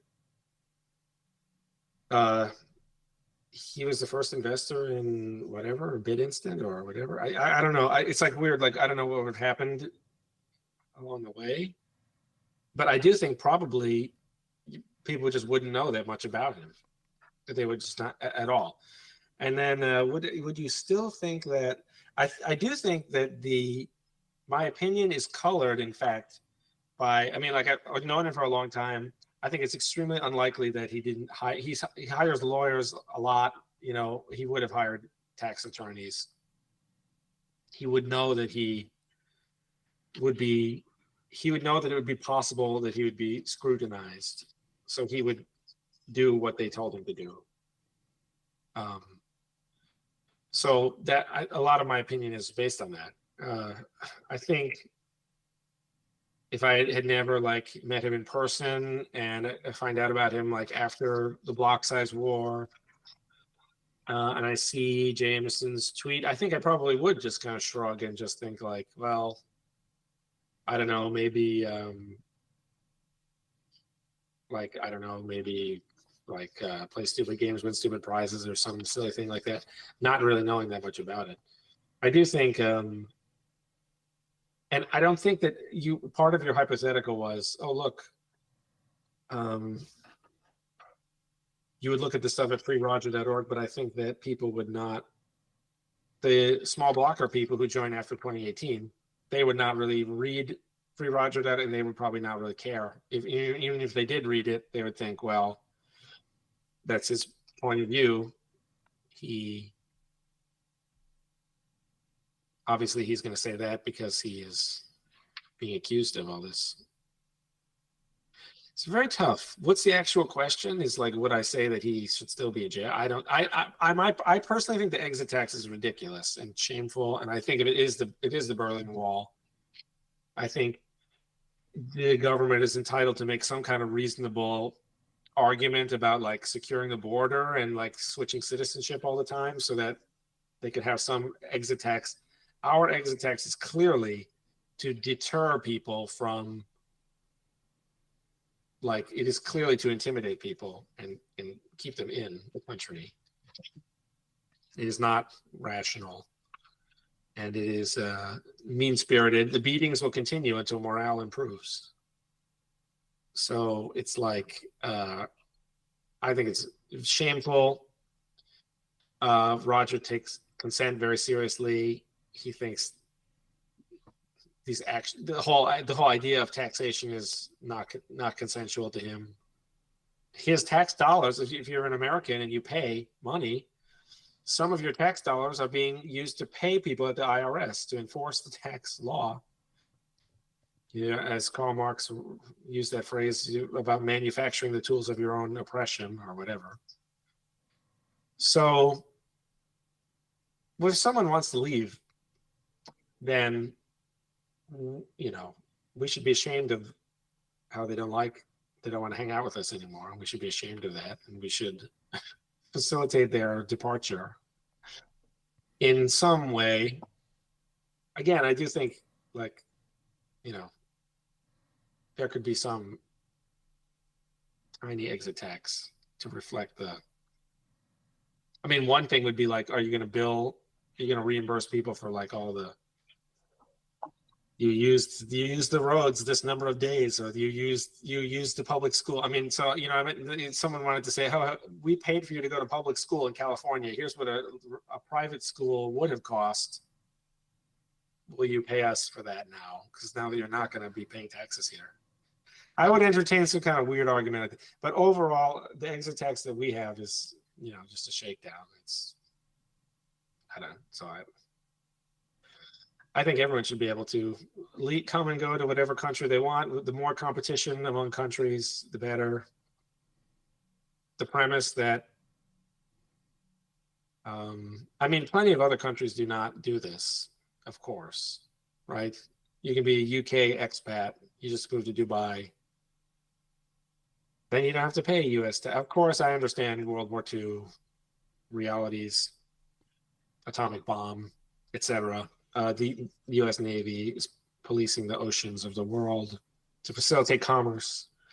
So yeah, I understand all that, but I can't see myself supporting the exit tax being enforced. I think we should get rid of it for everyone. Many other things we should get rid of also. There's also another perspective from which we can look at this. If Roger, with all the resources that he has, with all the lawyers and all the accountants and all the evidence that he can put together, and all the fame that he has that helps him get on shows like Alex Jones and whatever to promote his case, if he cannot win, then none of us can. I think that's true, yes. And we also have to take into consideration the fact that they came after him 10 years later. So maybe that you're an honest guy, you report your taxes correctly, and 10 years from now they come for you because Bitcoin hits $1 million or something, and they know you have some coins because you were on some podcast and you spoke about it. We have AI, transcriptions can be made very easily and they can search for keywords. And then they ask you to pay tax according to the new exchange rate for Bitcoin. You're screwed. Maybe you don't have it anymore. Maybe you lost it, but there's no way you can get yourself out of this. Well, yeah, I mean, I don't know. It's like, who knows what tax laws they will write in the future. And normally when they write the law, then it only applies at that point forward, but you never know. You have no idea. Like, I think there will be social unrest if the more deficit spending that the government does, the higher the price of Bitcoin will go, and then there will eventually be a lot of social unrest, to say the least. Also, in common law systems, you have this influence of the precedent, right? If there was a similar case where there was this sentence, the first one of its kind will influence all the others, and basically the subsequent ones will have to get compared with Roger's situation. Right. So he's sort of the benchmark for this. If he goes to jail, everyone else with a similar situation will go to jail for a similar number of years. Even though in the case of Ross Ulbricht, for example, he got 2 lifetimes plus 40 years, and other sellers on the Silk Road and other people who are behind the Dread Pirate Roberts account, if I'm not mistaken, got sentences of 10 years, 15, 20, so not as much as him.